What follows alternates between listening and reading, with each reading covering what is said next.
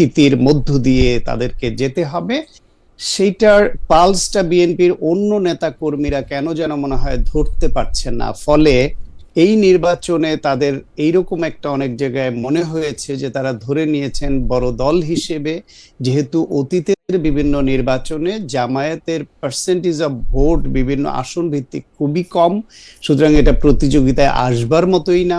তারা 3টা 4টা থেকে হাইয়েস্ট 18টা সিট পেয়ে পাওয়া দল, তাও জোটে থাকলে, একা করলে 3টা 4টার বেশি পায় না। সেই বিবেচনাটা সম্ভবত কেউ কেউ মাথায় রেখেছে এবং ওই তাত্ত্বিক বিশ্লেষণের মধ্যে কেউ কেউ আছে। ফলে একটা ম্যাসিভ ক্যাম্পেইনে যে তাদের যাওয়া দরকার, প্রতিপক্ষকে যে কখনো হালকা করে দেখতে নেই, সেই সিরিয়াসনেসটা বিএনপির মধ্যে আমি খুব একটা দেখতে পাইনি। বরং আমি এই উদাহরণটা দু এক জায়গায় দিয়েছি যে 1991 সনে আওয়ামী লীগ শুটকোটটাই বানিয়ে মন্ত্রণালয় ভাগ করে নিয়ে বসেছিল যে কে কোন মন্ত্রণালয়ে গিয়ে বসে পড়বে, কিন্তু বিএনপি তখন ডাকসুতে ছাত্রদল জিতলো এবং বেগম খালেদা জিয়ার এরশাদ বিরোধী আপসহীন ভূমিকার কারণে, ওই আন্দোলনে আপসহীন ভূমিকার ইমেজ নিয়ে বিএনপি এইরকম ব্যাপক প্রচারণা এবং ছাত্র সংসদের ওই ইমেজ, খালেদা জিয়ার ইমেজ নিয়ে তারা কাজ করলো মাঠে, এবং ফলাফল কি হয়েছে সবাই আপনারা জানেন। তো এইবার বরং আপনি বাংলাদেশের রাজনীতিতে প্রচারণায় কৌশল অপকৌশল, প্রচার অপপ্রচার সবই চলে, এক এক সময় এক এক রকম হাইপ তুলে এক একটা দল।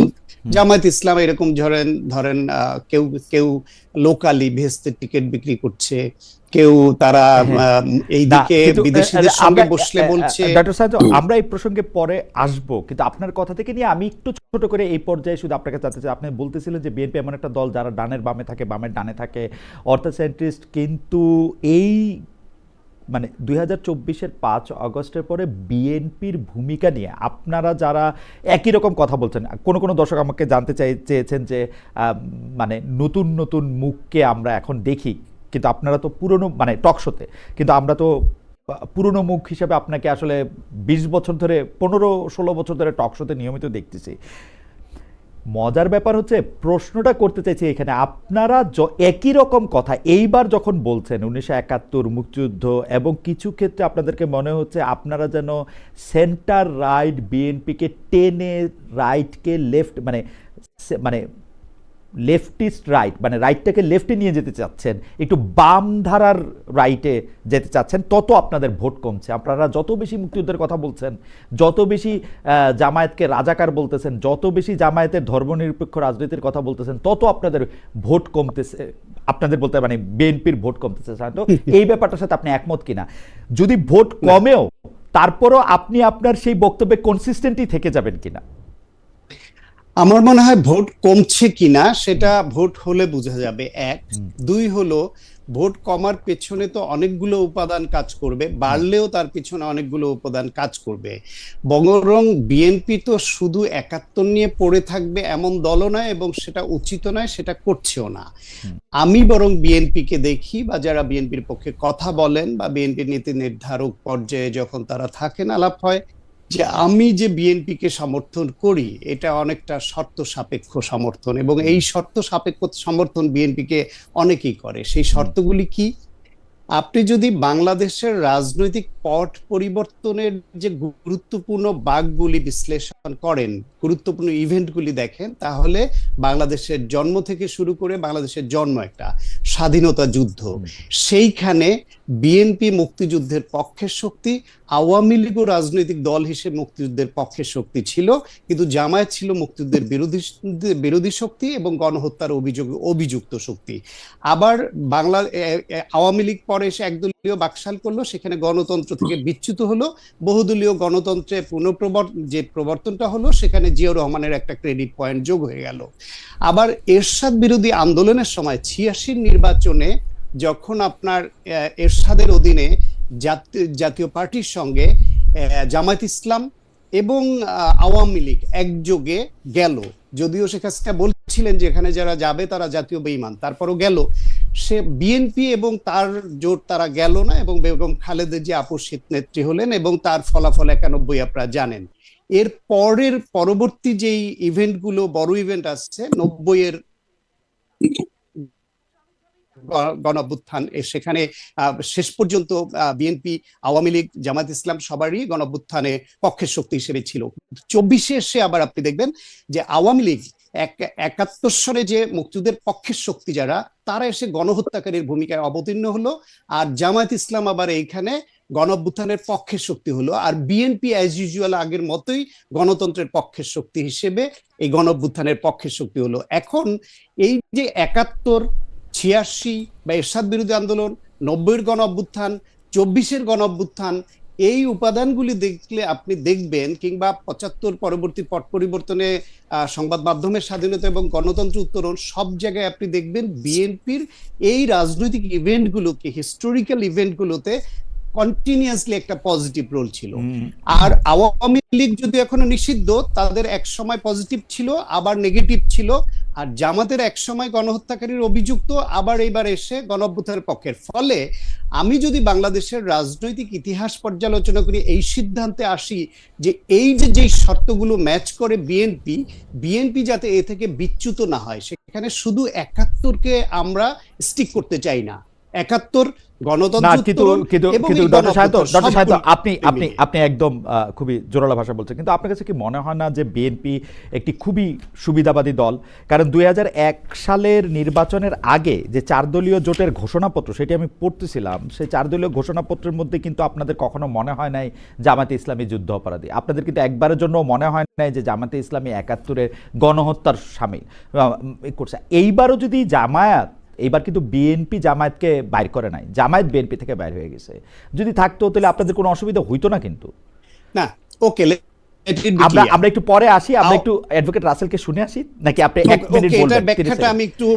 হ্যাঁ, কিন্তু আমার কাছে মনে হয় যে বিএনপি খুবই, আমি আমার কথাটা বলে রেখে, আমার কাছে মনে হয় যে বিএনপি খুবই সুবিধাবাদী দল। এখন এসে জামাতের যেই দোষগুলি তারা বাইর করতেছে, সেই দোষগুলি তো অতীতের দোষ। তারপরে তো মানে যদি দোষও হয়, তারপরে তো বিএনপি তাকে ভালোবাসতে কোনো অসুবিধা হয় নাই। আপনার প্রশ্নটা আমি তুলে রাখলাম, এর পরের সময় আপনি সুযোগ দিন। আমি আপনাকে প্রশ্ন ছাড়াই আপনি এটি শুরু করেন। ইন দ্য মিনটাইম আমি এই যে লিফলেটটা দেখতেছিলাম, যেখানে মধ্যে খুব খুশি বেগম খালেদা জিয়াকে এবং জনাব মতিউর রহমান নিজামীকে 4 দলীয় জোট ঘোষণার সময়, সেটি আমরা দেখতে পাচ্ছিলাম। যাই হোক, আমি একটু জনাব অ্যাডভোকেট আল মামুন রাসেলের কাছে একটু আসতে চাই। অ্যাডভোকেট রাসেল, আমি জামায়াতের আমিরের ভেরিফাইড ফেসবুক পোস্টে, জনাব ডক্টর শফিকুর রহমানের ফেসবুক পোস্ট থেকে আমি একটু পড়ে শোনাই। সম্প্রতি লক্ষ্য করেছি কেউ জামাতে ইসলামের প্রতি সংহতি ও সহানুভূতি দেখাতে গিয়ে ভাতৃপ্রতিম সংগঠন ইসলামী আন্দোলন বাংলাদেশের ব্যাপারে অনাকাঙ্ক্ষিত বিভ্রান্তিমূলক বিভিন্ন মন্তব্য ও লেখালেখি সামাজিক যোগাযোগ মাধ্যমে শুরু করেছেন। আপনাদের প্রতি সবিনয় অনুরোধ রাখতে চাই, সত্যিই যদি আপনারা জামাতে ইসলামীকে ভালোবাসেন, তাহলে অনাকাঙ্ক্ষিত এই ধরনের সকল কাজ থেকে অবশ্যই বিরত থাকবেন। জামায়াতের মন মতো না হলে সোশ্যাল মিডিয়ায় যে ক্রমাগত আক্রমণ, এবং সেই আক্রমণের মধ্যে কোনো শালীনতা, কোনো ধরনের যুক্তি, কিচ্ছু ধারা, এইটাকে আপনি কিভাবে দেখেন, এবং জামায়াতের আমিরের পর, অনুরোধের পর এইটা আসলে থামবে কিনা? অ্যাডভোকেট রাসেল। জি, অসংখ্য ধন্যবাদ খালিদ ভাই এই চমৎকার প্রয়াসে আমাকে যুক্ত করার জন্য। সাথে আমার সহ প্যানেলিস্ট সাকওয়াত ভাইকেও ধন্যবাদ জানাচ্ছি, এবং ঠিকানার যারা দর্শক আছে তাদেরকেও অগ্রিম শুভেচ্ছা জানাচ্ছি। প্রথম কথা হচ্ছে খালিদ ভাই, আমি আসলে এটা আমাদের বাংলাদেশের কেন যেন একটা অপসংস্কৃতিতে পরিণত হয়েছে। আপনি শুধু বললেন যে জামাতের বিপক্ষ লিখলে মানুষ গালাগালি করে। আপনি আমার পেজে, আমি যে টকশোগুলোতে রিসেন্টলি টকশোগুলোতে আমি যাচ্ছি, আপনি আমার পেজে দেখবেন মানে শত শত, মানে আমি এমন কমেন্ট আমি নিজেও নিতে পারি না। আমাকে রাজাকারের বাচ্চা, পুরোপুরি রাজাকার, মা ধরে বাবা ধরে। এখন আমি এগুলোকে আসলে মানে বাংলাদেশে একটা অপসংস্কৃতিতে পরিণত হয়েছে। আমি এটা বলছি না তারা গালি দিলে আমি তাকে গালি দিতে হবে।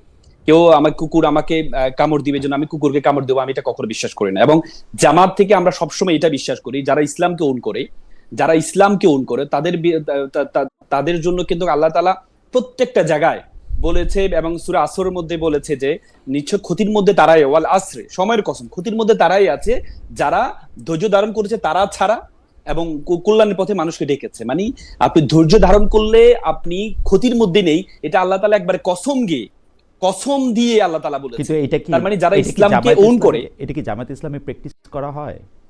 না, আমি আপনাকে হলপ করে বলতে পারি, যারা জামাতের কিছু আছে, জামাতের সাপোর্টার আছে, কিছু আছে জামাতের সাপোর্টার আছে, পছন্দ করে, আর কিছু আছে হচ্ছে জামাতের একবারে সরাসরি। জামাতের কিছু আপনি ম্যান পাওয়ারে কিছু ক্যাটাগরিজ আছে, আপনি কর্মী, তাদের হচ্ছে রোকন, কিছু ক্যাটাগরিজ আছে। আমি মনে করি কোনো দায়িত্বশীল জায়গা থেকে কেউ কখনো এটা করে না। যারা পার্সোনালি পছন্দ করে, আসলে আমি একটা কথা বলি খালিদ ভাই, জামাতের ব্যাপারটা হচ্ছে জামাতের একটা কালেকটিভ হ্যাপিনেস আছে, একটা কালেকটিভ সরোনেস আছে। মানে জামাতের যারা জনশক্তিরা, তারা যদি একজনে আপনি দেখবেন জামাতের এই রিসেন্টলি গুম কমিশনে একটা আসছে যে জামাতের সবচেয়ে বেশি গুম হয়েছে কিন্তু সবচেয়ে বেশি ফেরত আসছে। তার কারণ হচ্ছে জামাতের যদি সাতক্ষীরাতে কেউ একজন যদি গুম হয়, তাহলে প্রত্যেকটা উপজেলা, জেলা শহরে আপনি যাবেন, যাকে জিজ্ঞেস করবেন জামাতকে ওন করে, সে বলবে যে মনে হচ্ছে যে আমার ভাইকে আমি হারিয়ে ফেলেছি। মানে প্রতিবারটা এত বেশি জোরালো হয়। তার মানে তাদের যে কালেকটিভ হ্যাপিনেসটা একরকম, আবার কালেকটিভ সরোনেস, এই যে কেউ শহীদ হলে সে মনে করে নিজের ভাইকে হারিয়ে ফেলেছে, আবার কাউকে একটু এতে তো কোনো সমস্যা নাই, কিন্তু আমার সমস্যা হচ্ছে কালেকটিভ মিথ্যা কথা বলায়, কালেকটিভ যে জিনিসটা করা হয় না সেই জিনিসটা তারা আরোপ করায়।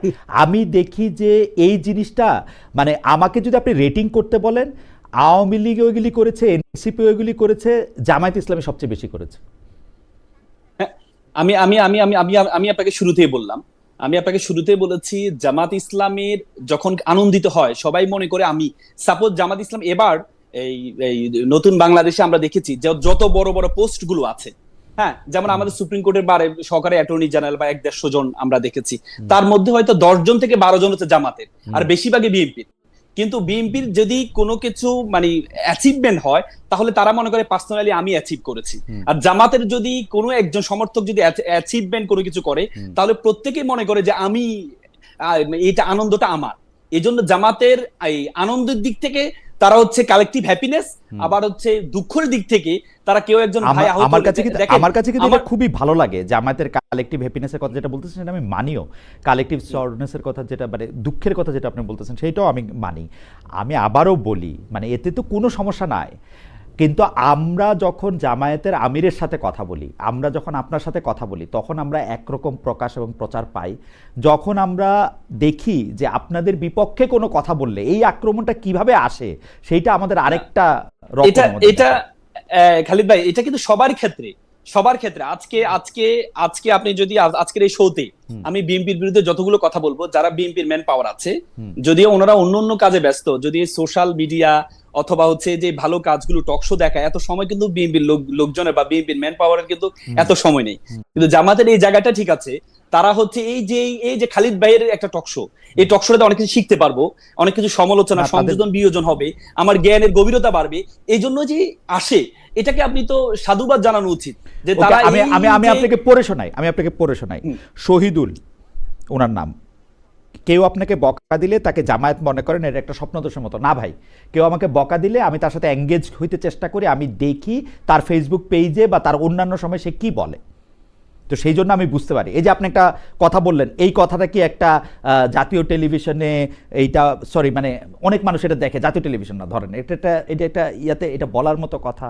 আমি এগুলি প্রত্যেকটা কথায় আমি এটা বলতে পারি আপনাকে, এটা আমি বললাম। কেউ আমাকে বকা দিলে আমি তাকে জামাত মনে করি, ব্যাপারটা এরকম না। একদম জামাতের নাম ধরেই, জামাতের কর্মীরাই, জামায়াতের লোকরাই দেয়, আমি এটা দেখেও দেখছি।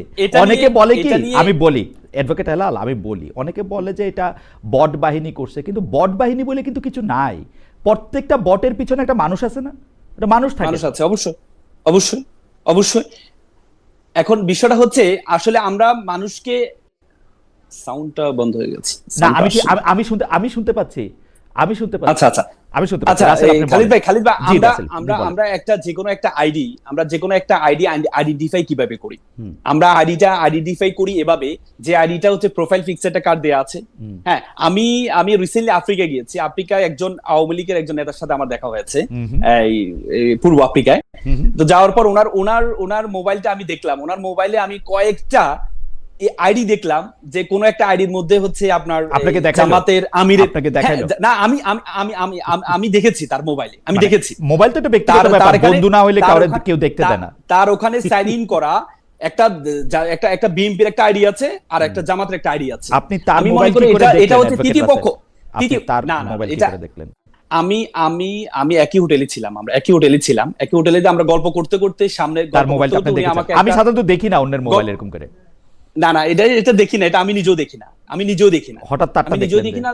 হঠাৎ হ্যাঁ, তারটা দেখলেন? হঠাৎ হচ্ছে সে যে কোনো একটা টক শো আমাকে দেখাচ্ছে, ওকে। টক শো দেখতে গিয়ে আমি এই জিনিসটা দেখলাম, একটা আছে নোটিফিকেশন আসছে, হুম। নোটিফিকেশনটা দেখলাম যে হচ্ছে একটা ছবি দেখা যাচ্ছে, যে ছবিটা আমি দেখতে পেলাম, এই ছবিটা হচ্ছে জামাতের আমিরের ছবি দেয়া আছে। হুম। তখনই আমার একটু হলো, আমি মনে করি, আমি প্রথমত হচ্ছে আমি বলছি যে এটা যদি কেউ করে, এটা আমি প্রতিবাদ জানাচ্ছি, এটা করার কোনো Okay. ধরনের সুযোগ নেই। আমার মনে হয় যে আপনার বিপক্ষে গেলে আপনি তাকে অ্যাডভোকেট গালি দিবেন, এটা কোনো সুযোগ রাসেলের নেই। এই ব্যাপারে কিন্তু অবস্থান আমার কাছে একদম কেন যেন মনে স্পষ্ট। হচ্ছে, আমার কাছে কেন যেন মনে হচ্ছে তৃতীয় একটা পক্ষ, এই যে নিজেদের মধ্যে একটা জুলাইয়ের যারা আমি এই ব্যাপারে পক্ষশক্তি আছে তাদেরকে একটা ডিসপিউট তৈরি করার জন্য যে কোনো একটা প্রক্রিয়া করতে পারে। কিন্তু কেউ যদি জামাতের পক্ষ থেকে যারা আদর্শিক সংগঠন করে, যারা আদর্শকে ওন করে, আমি মনে করি তারা এটা করলে এটা তাদের সাথে কখনো যাবে না, এটা করলে আমি প্রতিবাদ জানিয়ে রাখলাম। ওকে, আমার মনে হয় অ্যাডভোকেট রাসেল বিষয়টি খুব পরিষ্কার করেছেন। আমি দুইটা একটু পড়ি। ফাহিম শেখ, এই দুজন ব্যক্তিকে আনলে কি আপনার দালালি বন্ধ হয়ে যাবে? আমার জন্য বলতেছেন উনি, সেটা আপনি 6 মাস ধরে আপনাকে মেসেজ করে যাচ্ছি, তারপর আপনি এই দুজন ব্যক্তিকে আনছেন না। একজন হচ্ছেন আব্দুল্লাহ বিন আব্দুর রাজ্জাক, আর আরেকজন হচ্ছেন ফরহাদ মজার। আমি চেষ্টা করেছিলাম ভাই ফরহাদ মজার বা আব্দুল্লাহ বিন রাজ্জাক, মানে ফরহাদ মজার আব্দুল্লাহ বিন রাজ্জাক বা ওরকম কারোর সাথে বসতে রাজি হন নাই। আমার দালালি বন্ধ হয়ে যাবে এটা নিয়ে আপনি অনেক কনসার্ন আছেন দেখে, সেজন্য আপনাকে ধন্যবাদ। আরেকজন আমাকে প্রশ্ন করেছেন যে আপনি কিভাবে মেপেছেন যে সবার থেকে জামাত শিবির গালাগাল বেশি করে? এটা সমালোচনার জন্যই সমালোচনা করা মাত্র। হইতে পারে ভাই, আমার বিবেচনায় ভুলও হইতে পারে। যাই হোক, অনেকে কিন্তু জামাত শিবিরকেও গালাগালি করেন, এই কথাও ঠিক। আর আমি অ্যাডভোকেট রাসেল আপনাকে একটা ছোট ওই প্রশ্নের একটা লেজের জায়গা থেকে একটু আমি বলতে চাই যে ইসলামী দলগুলো, আপনি একটু জাস্ট আইন কানুন এবং মানে তথ্যের ভিত্তিতে আপনি বলবেন যে ইসলামী দলগুলো একটা আরেকটা মানে সবাই এক প্ল্যাটফর্মে না আসার পেছনে কি কোনো কারণ রয়েছে, নাকি কারণটা স্রেফ রাজনীতি বলে আপনি মনে করেন, মানে পলিটিক্যাল? ধরেন না, আমি মনে করি ধরেন কওমি দেওবন্দি সুন্নিয়াত মাদ্রাসার অস্তিত্ব রাখবে না জামায়াত সরকার ক্ষমতা আসলে, এটা হেফাজতের শীর্ষ নেতৃবৃন্দ বলতেছেন। অনেক ইসলামিক দল মনে করতেছেন, যেমন জমিয়তে উলামা ইসলামও কিন্তু মনে করতেছে যে জামায়াতরে আসলে ঠিক ইসলামী দলই বলা যাবে না। আপনার কাছে কি মনে হয় যে ইসলামী দলগুলির মধ্যে কি অনেক বেশি পার্থক্য বাংলাদেশে? আমি আসলে খালিদ ভাই, আমি এই জিনিসটা একটু দেখি, কারণ ইসলামকে যারা ওন করে তাদের মধ্যে হচ্ছে, আপনি দেখেন আল্লাহ রাসূল কিন্তু নিজে বলেছেন যে আমার পরবর্তীতে ইহুদিদের যদি 71টা এই দল হয়, খ্রিস্টানদের যদি 72টা হয়, তাহলে মুসলিম মানে ইসলাম যারা ওন করে তাদের মধ্যে 73টা দল হবে, এভাবে বলেছেন। তার মানে আপনি দেখেছেন আমাদের 4টা মাযহাব আছে, 4টা মাযহাবে 4 রকম। এবং আপনি প্রথম যখন আসছিল হাম্বলি, শাফি, এক একজন মাযহাবের এগেইনস্টে কমপক্ষে 10 থেকে 15টা বই লিখেছে। আপনি এবং কি কেউ কাউকে ইসলাম থেকে বের করে দিচ্ছে শুরুতে, কেউ কাউকে, এবং আপনি যে তাফসিরগুলো গুরুত্বপূর্ণ তাফসিরগুলো আছে, আমার মনে হয় যে অ্যাডভোকেট রাসেল আমরা এটা নিয়ে বিস্তারিত আলোচনা করব। জি, তাফসিরে কাশরাফ যখন কাশরাফ সাহেব যখন লিখেছিলেন তখন কিন্তু ওনাকে কাফের ঘোষণা দেওয়া হয়েছিল। এজন্য ইসলামের দলের একটার মধ্যে আরেকজন এটা বলবে, কিন্তু এখন যে কাছাকাছি চলে আসছে, একসময় ইসলামী আন্দোলনও বলেছে, জামাতও ইসলামী আন্দোলনকে বলেছে, ইসলামী আন্দোলনকে জামাতকে বলেছে, কিন্তু এখন যে তাদের মধ্যে যে একটা ঐক্য, আমি মনে করি এটাকে কনফ্লিক্ট থিওরি বলে, দান্দিকতার মধ্যে নতুনত্ব পাবে। আমি এটাকে খারাপভাবে দেখি না, এখন কাছাকাছি চলে আসে, এখন ঐক্য দেখেন। অবশ্যই আমার কাছে এই যে কাছাকাছি চলে আসছে, এটাই আমাদের দেশের জন্য একটা শুভ লক্ষণ যে তারা কাছাকাছি চলে আসছে। এখন কাউকে তারা আপনাকে প্রশ্নটা করে রাখি, ডক্টর সায়ন্তকে যেমন প্রশ্নটা করেছেন আমি আপনাকে প্রশ্নটা করে রাখছি। আপনি বলছেন বটে কাছাকাছি চলে আসছে, কিন্তু আমি কিন্তু এটা দেখতে পাচ্ছি না কাছাকাছি চলে আসা। ভোটের সময়টার ব্যাপারটা এরকম, কিন্তু আপনি 4টা মাযহাব বা মাযহাব ছাড়া যারা আছেন, যারা নিজেদেরকে লামাযহাব বলেন, বা আপনি 73টা উপদল বা দলের কথা যেরকম বললেন, তারা খুব কাছাকাছি চলে আসছে, সেটা আমি দেখি না। এখন ইসলামী দল যদি বাংলাদেশের সরকার গঠন করে, ইসলামী শাসন কায়েম করতে এই দল উপদল এবং একজন আরেকজনকে যে কাফের বলা, এবং সেটা আপনি জানেন বাংলাদেশে বড় বড় মুফতি, বড় বড় মাওলানারাও কাফের বলেন। আমি হেফাজতের ইসলামীর আমির শাহ মহিবুল্লাহ বাবুনগরীর কথা বলতে পারি যে মানে তিনি আপনাদেরকে কি বলেন আপনি সেটা জানেন। আমি আরেকজন আলেমের কথা জানি যিনি আরেকটা বিশ্ববিদ্যালয় থেকে পড়ে আসা আরেকজন আলেমকে কি বলেন সেটা আপনি জানেন। পরস্পর সেই ক্ষেত্রে আপনারা একটা ইউনিফাইড ইসলামী শাসন ব্যবস্থা কেমনে করবেন সেইটাও একটু আমাদেরকে একটু বলেন। আমি একটু আইন কানুন দিয়ে ব্যাপারটা বুঝতে চাই। আমি একটু ডক্টর সায়ন্তের কাছে যাই। ডক্টর সায়ন্ত, প্রশ্নটা করে রাখছিলাম যে মানে জামায়াতে ইসলামীকে যে আপনাদের এখন এত আমি খারাপ বলবো না, মানে কি জানি এত এত পরিত্যাজ্য মনে হতেছে, এত কোনো সময় আপনাদের কাছে এত মুনাফেক মনে হতেছে, এটা তো আগে কখনো মনে হয় নাই। জামায়াত আপনাদের সঙ্গে থেকে গেলে, বিএনপির সঙ্গে থেকে গেলে তো জামায়াতকে ভালোই লাগতো আপনাদের, মনে হয় আর কি। আমি বিভিন্ন আপনার প্রশ্নটা আগেও করেছিলেন, বুঝতে পেরেছি। আমি খুব খোলা মনে একটু বিষয়টা ব্যাখ্যা করি। জি জি প্লিজ। তার আগে আমি একটা কনফিউশন দূর হলো, সেই জন্য রাসেলকে ধন্যবাদ জানাই যে ইসলামী আন্দোলন বাংলাদেশ কিংবা হেফাজত ইসলাম এবং জামায়াত ইসলাম এরা যে এক একজন এক এক মাযহাবের ছিল, এবং এখন যারা একজোটে আসছে, দূরত্ব কমে গেছে, এক মাযহাবে চলে আসছে, এটা আমার জানা ছিল না।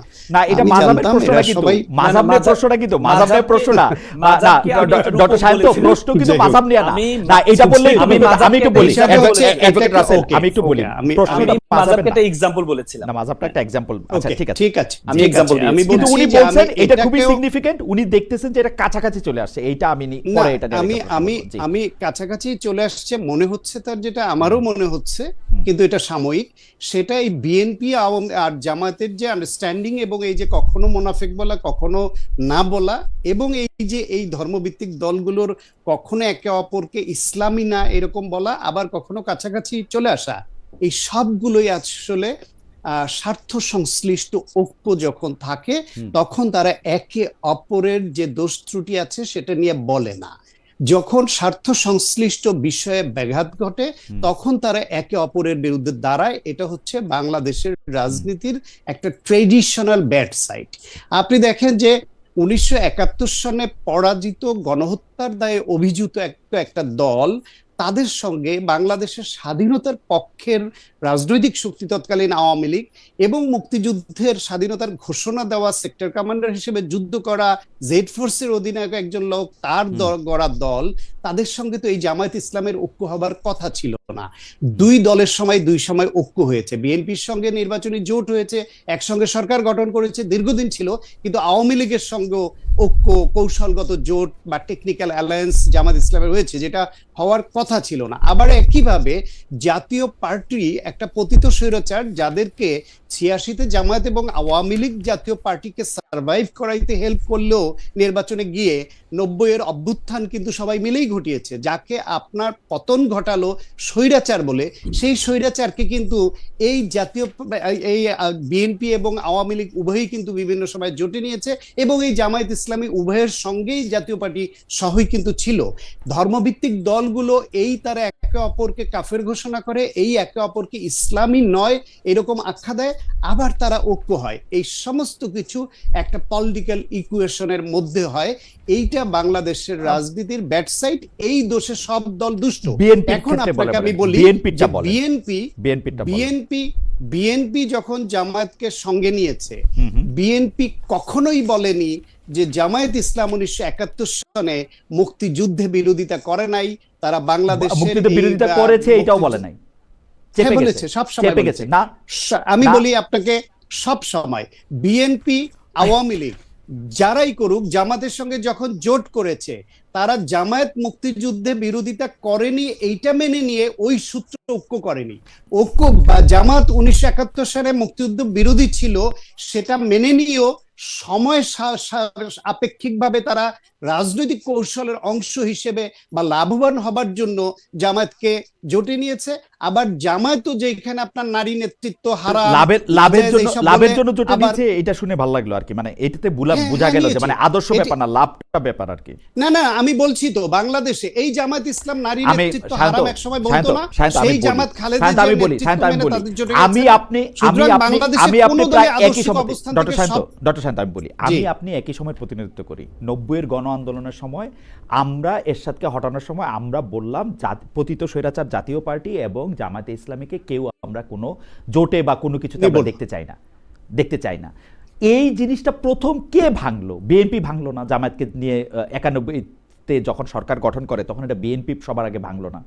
বিএনপি যখন 96 সালে নির্বাচনে পরাজিত হওয়ার পর যখন 4 দলীয় জোট রেখা রূপরেখা বলে, তখন এটার আগ্রহটা বিএনপির ছিল না। আপনি দেখেন, আমি কিন্তু দেখতেছিলাম যে মোটের উপর জামায়াত কিন্তু বিএনপির উপর অসন্তুষ্ট ছিল, জামায়াত বিএনপির উপর অসন্তুষ্ট ছিল নানা কারণে, কিন্তু এই জামায়াতের সঙ্গে একটা অ্যালায়েন্স করার জন্য বিএনপি সবার আগে আসছে, বিএনপি নতুন নেগেটিভ তৈরি করছে এবং বিএনপি কিন্তু জামায়াতকে সঙ্গে নিছে বেশি করে।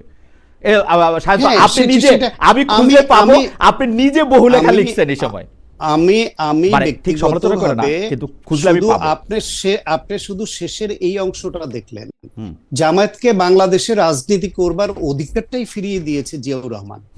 সুতরাং জামায়াত প্রশ্নে বাংলাদেশে যদি বেশি ব্লেম কাউকে করতে হয় সেটা অবশ্যই বিএনপি, কারণ এইরকম যুদ্ধবিরোধী মুক্তিযুদ্ধ বিরোধী একটা শক্তিকে রাজনীতিকে পুনর্বাসন করেছে জিয়াউর রহমান। এখন কথা হচ্ছে ইনক্লুসিভ রাজনীতির স্বার্থে দেশকে ঐক্যবদ্ধভাবে এগিয়ে নেওয়ার জন্য তিনি করেছিলেন, কিন্তু তার এই করাটা তার দৃষ্টিতে সঠিক মনে হলো, অনেকের দৃষ্টিতে ভুল মনে হতে পারে। আবার পরবর্তীতে এসে 91 পরবর্তী সময়ে যখন সরকার গঠন বা এই যে 91 সালে 18টা আসন জামাত পেয়ে গেল, I personally don't believe যে জামাত নিজের যোগ্যতায় কোন রকম আনঅফিশিয়াল বা ইনফর্মাল আন্ডারস্ট্যান্ডিং না হওয়া সত্ত্বেও বিএনপির সঙ্গে 18টা সিট পেতে পারে। সুতরাং 91 নির্বাচনেও বিএনপির সঙ্গে জামাতের একটা বিহাইন্ড দি স্ক্রিন একটা আন্ডারস্ট্যান্ডিং ছিল, কোথাও কোথাও ওই আসন ভিত্তিক সমঝোতা ছিল, এটা অনেকে বলেন, না হলে 18টা সিট জামাত ইসলাম পাওয়ার কথা না। ফলে জামায়াতকে বিএনপি বিভিন্ন সময় কৌশলগতভাবে কখনো ফর্মালি ওপেন, কখনো হিডেন তাদের ঐক্য ছিল এবং জামাতকে বেনিফিটেড করেছে এবং জামাত দ্বারা বেনিফিটেড হয়েছে।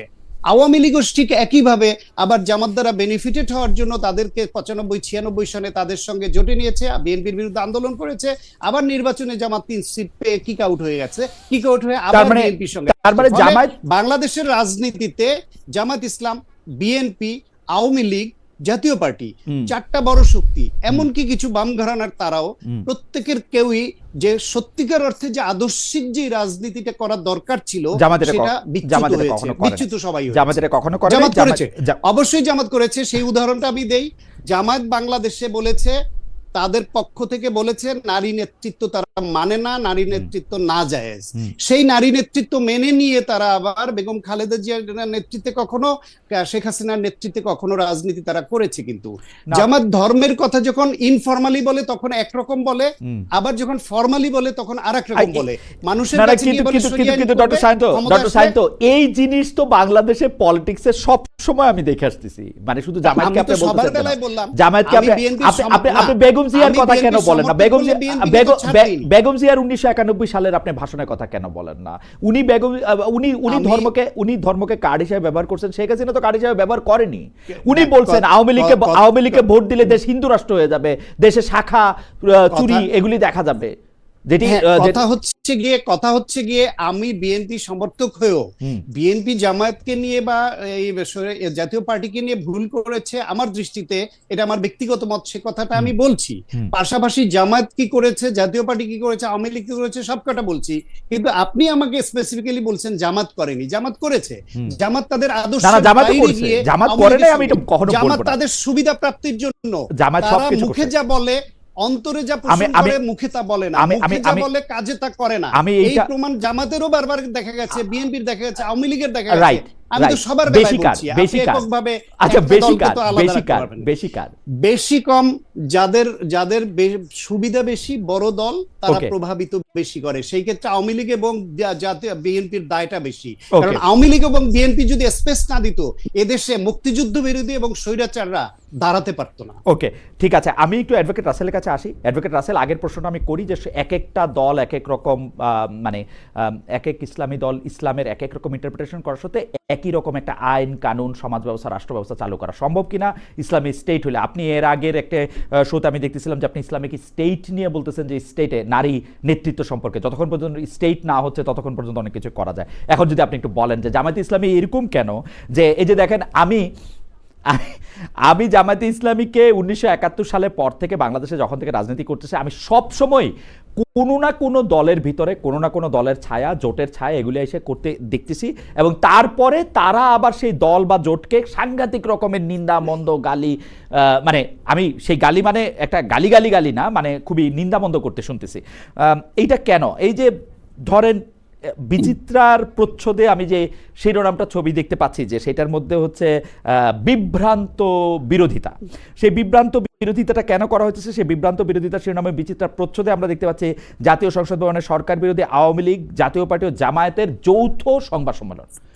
আওয়ামী লীগ, জাতীয় পার্টি ও জামাতের যৌথ সংবাদ সম্মেলন, এবং সেই সংবাদ সম্মেলনে তারা কিন্তু একই রকম ভাবে একই কথা বলতেছে না। আমরা আরেকটি ছবি দেখতে পাচ্ছি, যে ছবিটির মধ্যে আমরা দেখতে পাচ্ছি যে সংসদে আলোচনার ফাঁকে শেখ হাসিনার কাছে এসে জামাতের সেই সময়কার আমির জনাব মতিউর রহমান নিজামী তার সাথে কথা বলছেন, তারকে কোনো কিছু করার বলার একটা অনুরোধ করছেন, এবং সেটাও পত্রপত্রিকা অনেকবার ছাপা আছে। আপনি একটু যদি আমাদেরকে এটা বলেন, তারপর আমরা শুনবো যে ইসলামী শাসনটা নিয়ে একটু বলেন। জি খালিদ ভাই, আমি আপনার প্রশ্ন আসছি তার আগে সাকত ভাইয়ের কয়েকটা বিষয় আমাকে একটু নিয়ে আসা দরকার। সাকত ভাই দেখেন, বিএনপিকে যখন প্রশ্ন করা হয় জোটের বিষয়ে, যে আপনারা জামাতের সাথে কেন জোট করলেন, বিএনপি তখন বলে আমরা কি জামাতের সাথে আদর্শিক জোট করি নাই, আমরা প্রয়োজনীয় জোট করেছি। কারণ আপনি জানেন জোট দুই কারণে হয়, একটা হচ্ছে আদর্শিক জোট আর একটা হচ্ছে প্রয়োজনীয় জোট। তার মানে বিএনপিকে যখন প্রশ্ন করে জামাতকে কেন নিয়েছে, তখন বিএনপি বলে আমরা আদর্শিক জোট করি নাই, আমরা প্রয়োজনীয় জোট করেছি। তেমনি আজকে সাকত ভাই বললো যে খালেদা জিয়ার নেতৃত্বে আমরা জামাত গিয়েছে, খালেদা জিয়ার নেতৃত্বে কিন্তু জামাত যায় নাই।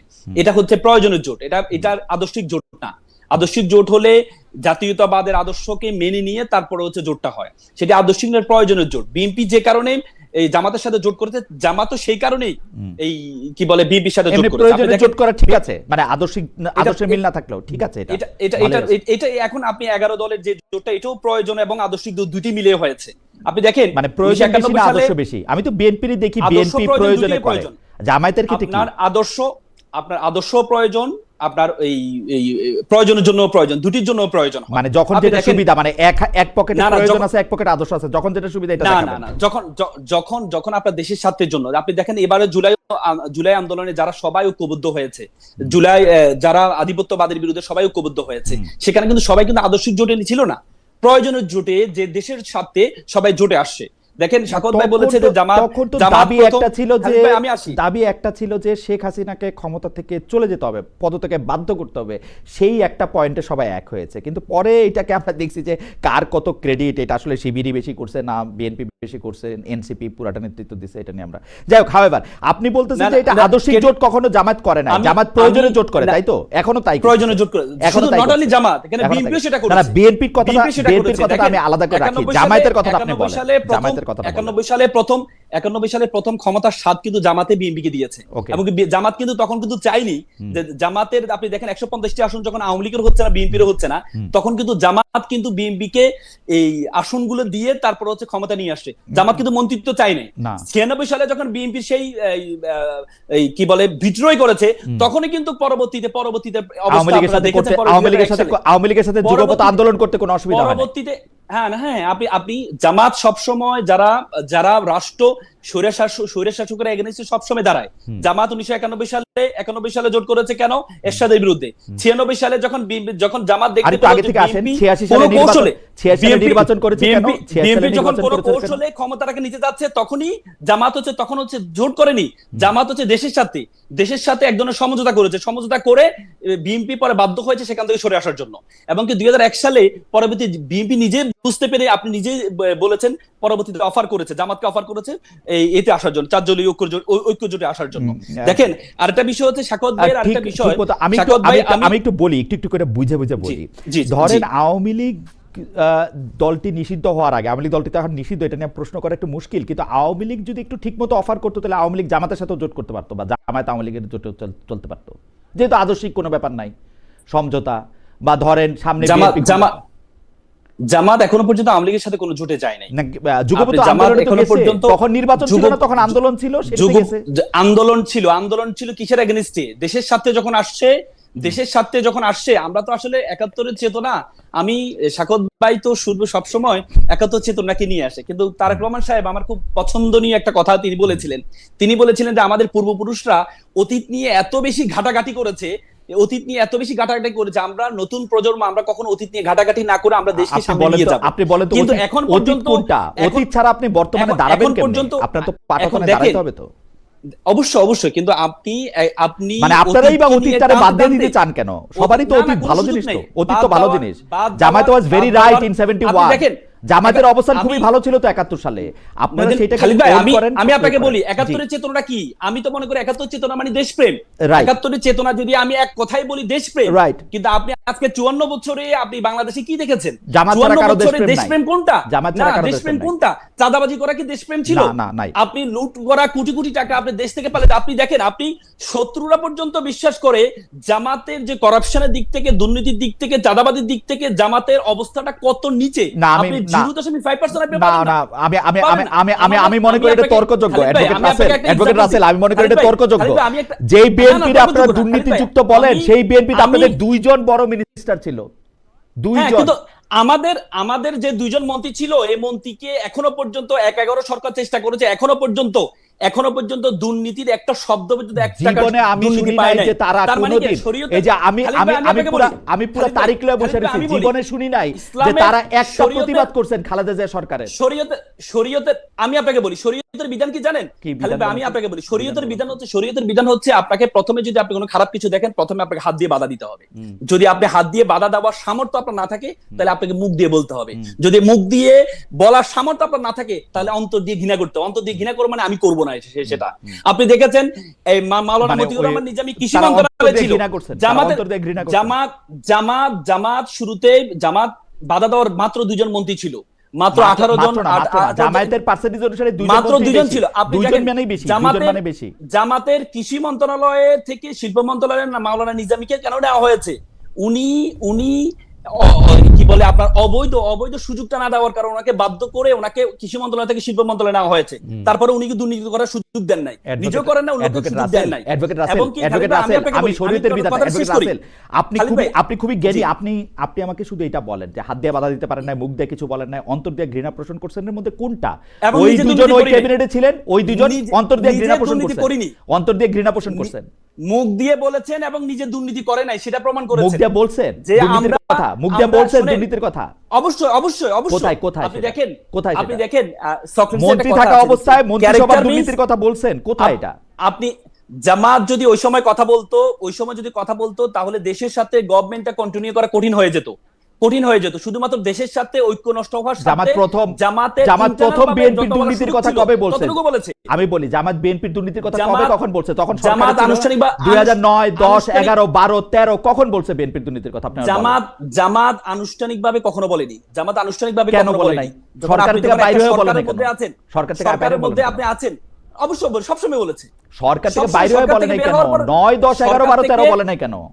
সরকার থেকে বের হওয়ার পর সবসময় বলেছে, কিন্তু যখন বিএনপি আমাদের দুর্নীতি দেশে করেছে একটা এটা বলেছে? ফ্যাসিজম, আপনি এটা তো একবারে পরিষ্কার ছিল, এটা খালিদ ভাই, এটা একবারে পরিষ্কার ছিল। আমি কেন মিস করে গেলাম? এটা একবারে পরিষ্কার ছিল, আমি কেন সবাই মিস- বলেছে, একবারে পরিষ্কার করেছিল, 9, পরিষ্কার 10, ছিল। 11, 12 কিন্তু অবস্থাটা কি ছিল তখন? 9, 10, 11 পরবর্তীতে অবস্থাটা কি ছিল? বাংলাদেশের অবস্থাটা এমন ছিল, আপনি যখন আমাদের উপর ফেসিজম আমাদের মাথার উপরে ছিল, ওই সময় যখন ইন্টারনাল ভাবে আপনি এই জিনিসগুলোকে প্রকাশ করা হয়, তাহলে ঐক্য থাকে না, দেশের সাথে ঐক্য থাকে না। যে 17-18 বছর আপনি দেখেছেন, 17-18 বছর যে নির্যাতনটা সহ্য করেছে, দুই দলে সহ্য করেছে। এবং সবসময় আমার একটা মনে আছে, আমি খালিদ ভাই একটা কোট এন্ড আনকোট করে বলি, বেগম জিয়া 2008 সালে ইলেকশনে ওনার যে আসনটা, ফেনীর যে আসনটা, সেই আসনে আমার কাছে মনে আছে, উনি একটা ছাত্র শিবিরের একটা প্রোগ্রামে আসছিলেন, ইফতার পার্টিতে আসছিলেন, একটা ইফতার ছাত্র শিবির অথবা জামাতের একটা ইফতার পার্টিতে আসছিলেন। তিনি যখন মেহমান বিভাগে আমার থাকার সুযোগ হয়েছিল, খালেদা দিয়ে বলেছেন, তো দেখো, আমি যখন তোমাদের আমার যে আসন, আমার ভাই সাইদ ইস্কান্দার আসনটা পরিচালনা করেছে, আমি যেহেতু ইলেকশনের আগে কিছু টাকা আমি ঐক্যজোটকে মানে তোমার শিবিরকে দেওয়া হয়েছিল যে তোমরা এই ইলেকশনে খরচ করবা। যেদিন আমি জয়লাভ করলাম, পরের দিন তার একটা বস্তা ভরে সে অনেকগুলো আপনার ভাউচার নিয়ে আসছে এবং কি টাকা নিয়ে আসছে, বললো যে এই যে ভাউচার আমরা খরচ করেছি, এই টাকাগুলো উদ্বৃত্ত ছিল, এই উদ্বৃত্তগুলো আমরা নিয়ে আসছি। তার মানে বেগম জিয়াও বলতেন যে এই ছেলে তোমাদের ছেলেগুলো সোনার ছেলে, যাদের মধ্যে 1 টাকা দুর্নীতি কখনো পাওয়া যায় না। টাকা নেওয়াটাই দুর্নীতি না, টাকা নেওয়া বলতে আমি আপনাকে সেটা বলিনি, যে আপনি যখন ঐক্যজোটে যখন ইলেকশন করেন, তখন আপনাকে খরচ করতে হয়, ওই খরচ করার জন্য যে টাকা নিছেন ওইটাই দুর্নীতি। ওইটা নির্বাচন কমিশনের জায়গা, আমি জানি ওই সময় ইলেকশনে ব্যয় ছিল 2 লাখ টাকা, আপনাদেরকেই হয়তো দেওয়া হয়েছে 2 লাখ টাকা। না, সেটার খরচ সহ, কোথায় খরচ হয়েছে, কোথায় এভরিথিং ভাউচার সহ, এবং যে টাকা ব্যাক আসে সে টাকা পর্যন্ত ব্যাক দিয়েছে। আমার মনে হয় যে আপনি ঠিকই বলতেছেন। এই যে আপনাদের একজন দর্শক রফিক মমিন, উনি খুব সুন্দর করে বলছেন, রফিক মমিন 4898, তিনি বলছেন, খালেদ মহিউদ্দিন সাহেব, আপনি জামায়াতের চরিত্র হনন করার এজেন্ডা নিয়ে নামছেন, আওয়ামী মালিকানাধীন টিভিতে চাকরি করতেছেন, আর ওখান থেকেই টাকা নিয়ে আওয়ামী এজেন্ডা নিয়ে মাঠে নামছেন। Thank you. আমার অ্যাডভোকেট রাসেল, আপনি আইডিটাতে ঢুকেন, আপনি খালিদ ভাই, আপনি আইডিটাতে ওই সুযোগটাকে পূর্ব আফ্রিকার আওয়ামী লীগের লোক, তাই না? না না, আপনি দেখেন আপনি আইডিটাতে ঢুকেন। ওকে, অসুবিধা নাই। আমি আইডিটাতে ঢুকবো, এগুলো আমি দেখি আইডি দেখি।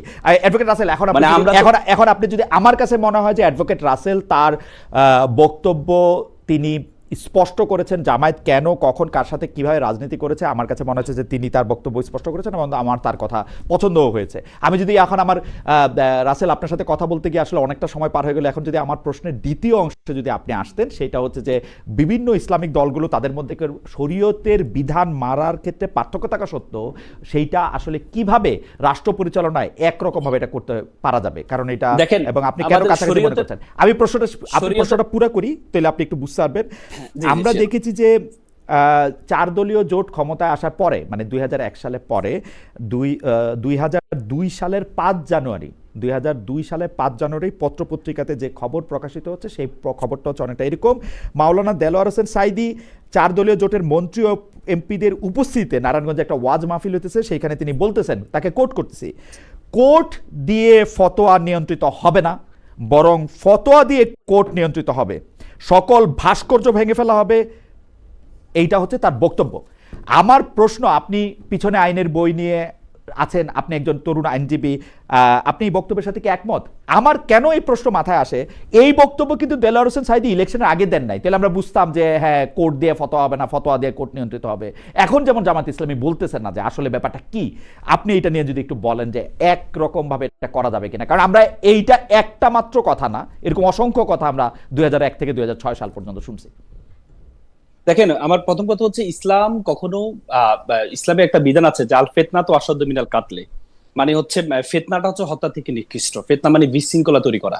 ইসলামী স্টেটের যে পলিসি, জামাতের আমির কিন্তু বলেছে যে দেশের জনগণ যদি সম্মতি দেয় তাহলে আমরা আইন পরিবর্তন করব, কিন্তু বিদ্যমান আইন, বাংলাদেশে বর্তমান যে বিদ্যমান আইন আছে, সেই বিদ্যমান আইনে মাত্র 5 থেকে 10% আছে ইসলাম বিরোধী, আর বেশিরভাগই হচ্ছে ইসলামের। আপনি দেখেন, আমাদের পার্সোনাল ল আছে, পার্সোনাল যে লটা আছে, এই পার্সোনাল লয় প্রত্যেক ধর্ম মেনে চলে, প্রত্যেকটা ধর্ম নিয়ম কানুনগুলো, হ্যাঁ, পারিবারিক ল গুলো মেনে চলে। কিন্তু আপনি 5 থেকে 10%, আপনি দেখেন ইসলামে মদকে নিষিদ্ধ করা হয়েছে। আমার কাছে আমাদের বর্তমান যে আইনটা, আমার মনে হয় যে বর্তমান যে আইনটা আপনি দেখেন, আমাদের সংবিধান 15-16 বার পরিবর্তন হয়েছে, বাংলাদেশে বর্তমান বাংলাদেশে আইনে তো মদ, বাংলাদেশে আমি আসছি, আমি শেষ না করলে আপনি এটা মানে না, কিন্তু আপনি এগুলি ব্যাখ্যা করেন, এগুলি কথা বললে আপনি ব্যাখ্যা করেন। 5 থেকে 10% আইন যদি থাকে, আমি বলি 5 থেকে 10% আইন যদি থাকে যেটা ইসলাম বিরোধী, আপনি 2-3টার কথাও বললেন একটু, তাহলে আমি বুঝতে পারবো। কারণ বলেন। আমি খালিদ ভাই বলছি, যেমন আপনি দেখেন, আমার কাছে মনে হচ্ছে আমাদের যে প্রচলিত আইন ইসলামী আইন থেকে আরো বেশি রেডিক্যাল, আরো বেশি কঠিন। কেন কঠিন আপনি দেখেন, ইসলামিক আইনে 5 থেকে 10% আমি বলি আমাদের দেখেন, আমাদের এই মদ শুধু হচ্ছে মুসলমানদের জন্য নিষিদ্ধ। ইসলাম হচ্ছে মুসলমানদের নিষিদ্ধ, যারা অন্য ধর্মাবলম্বী আছে তাদের জন্য মদ নিষিদ্ধ না, কিন্তু আমাদের বাংলাদেশের আইনে মদ সবার জন্য নিষিদ্ধ। তারপর আপনি দেখেন যে শুকরের মাংস আমাদের ইসলামিক আইনে শুকরের মাংস নিষিদ্ধ হচ্ছে মুসলমানের জন্য, অমুসলিমের জন্য নিষিদ্ধ না। কিন্তু আমাদের আইনে শুকরের মাংস আমদানি করা, এটা কি ইসলাম বিরোধী? এই আইনটা কি ইসলাম বিরোধী? আমি আসি, শুকরের মাংস আমদানিও করা যাবে না, তার মানে এই দেশে তো অমুসলিম লোকজন আসে। আমি এই জন্য বলি বাংলাদেশের যে আইন আছে এটা আরো বেশি রেডিক্যাল, আরো বেশি 5-10% ইসলাম বিরোধী আইনের কথা বলেন আপনি আমাদের আইন যেমন আপনি দেখেন, আমাদের এই পারিবারিক আইনে দেখেন, পারিবারিক আইনের মধ্যে ডিভোর্সের ক্ষমতা, আমাদের ইসলামিক আইনে ডিভোর্সের ক্ষমতা নারীকে দেওয়া হয়নি, সেখানে পারিবারিক আইনে ডিভোর্সের ক্ষমতা নারীকে দেওয়া হয়েছে। এটা একটা আছে। তারপর হচ্ছে নারী পুরুষ সমান, আমাদের ইসলামে আছে উত্তরাধিকার যে সাকসেশনের যে বিষয়টা আছে 2 এবং 1 সেখানে সমান করা হয়েছে, এমন কিছু 5 থেকে 10% আর বেশি। কিন্তু বিষয়টা হচ্ছে সমান করা হয়েছে, উত্তরাধিকার আইনে কি সমান করা হয়েছে? আমি খালিদ আমি আসি, আমাদের মূল সমস্যার জায়গাটা কোনটা জানেন? আমাদের আইন আছে কিন্তু আইনের প্রয়োগ না। আইনের প্রয়োগের জন্য দেখেন, I am losing my patience, মানে লার্নেড কাউন্সিল, আপনি কিন্তু প্রতিটা কথা আপনি বলতেছেন এবং এইটার পক্ষে আপনি কোনো যুক্তি দিতেছেন না, বরং আপনাকে যারা পছন্দ করে তখন আপনি বলতেছেন যে তারা বলতেছেন যে আমি কুতর্ক করতেছি। ভাই আপনি বলতেছেন 5 থেকে 10% ইসলাম বিরোধী আইন আছে, ভাই আপনি আমার ইসলাম বিরোধী আইন আগে দেখান না।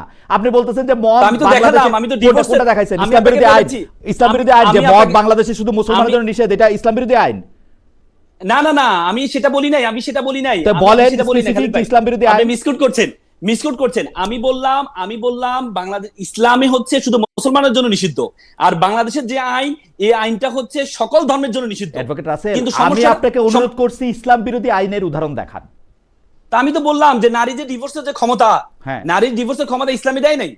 কিন্তু আমাদের প্রচলিত আইনে নারী এই তারপরে স্ত্রী তার স্বামীকে ডিভোর্স দিতে পারবে। আচ্ছা, এইটা আপনি তার স্বামীকে ডিভোর্স দিতে পারবে। করতেছেন আপনি ইসলাম বিরোধী, তাই তো?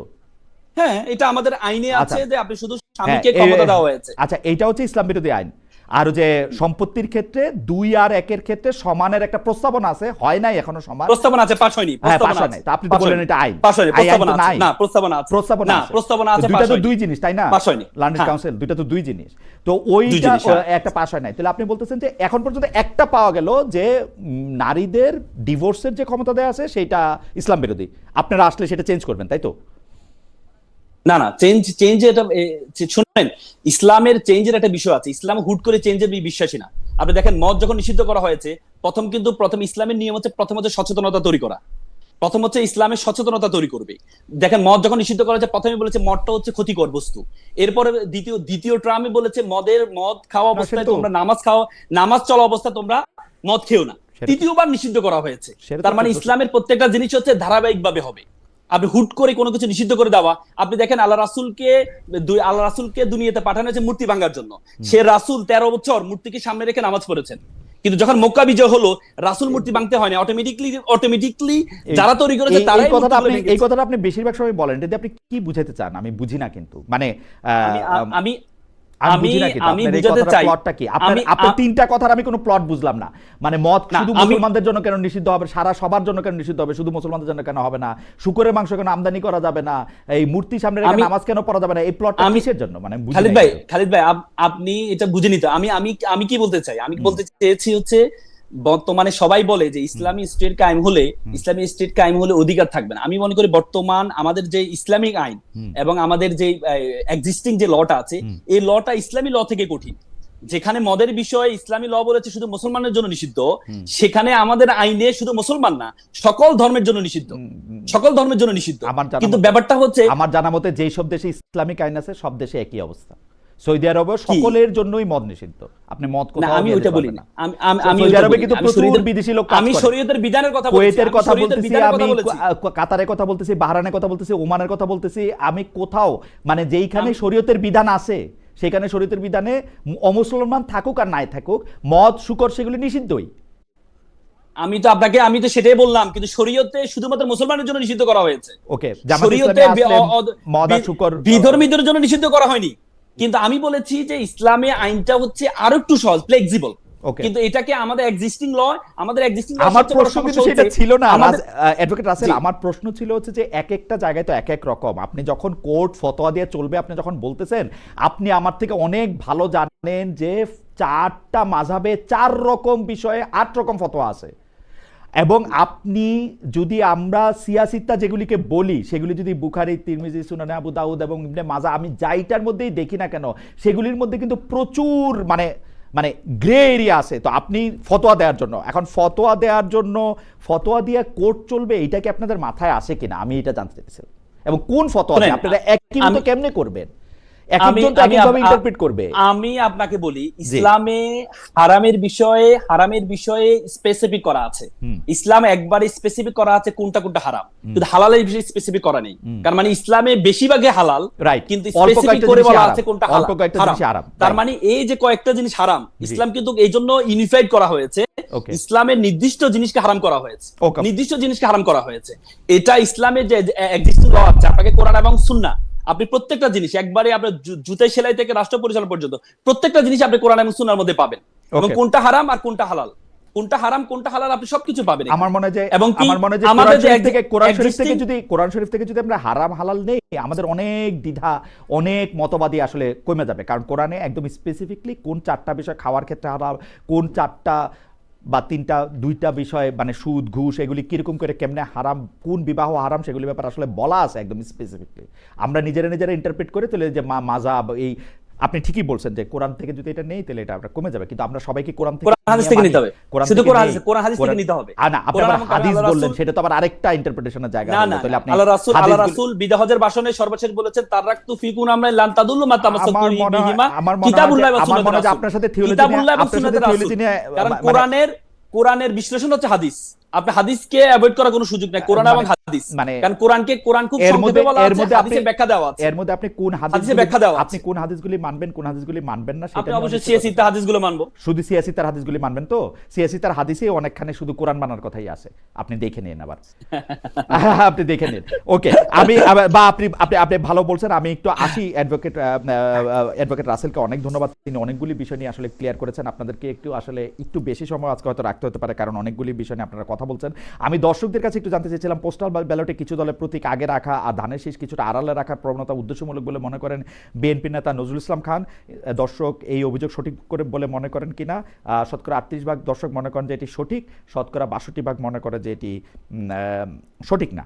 আমি আমি আমি আমি আমি একটু অ্যাডভোকেট সাহেব আপনার কাছে আসতে চাই, অনেকগুলি বিষয় প্রশ্ন জমে গেছে, আপনি যদি দ্রুত অ্যাড্রেস করেন।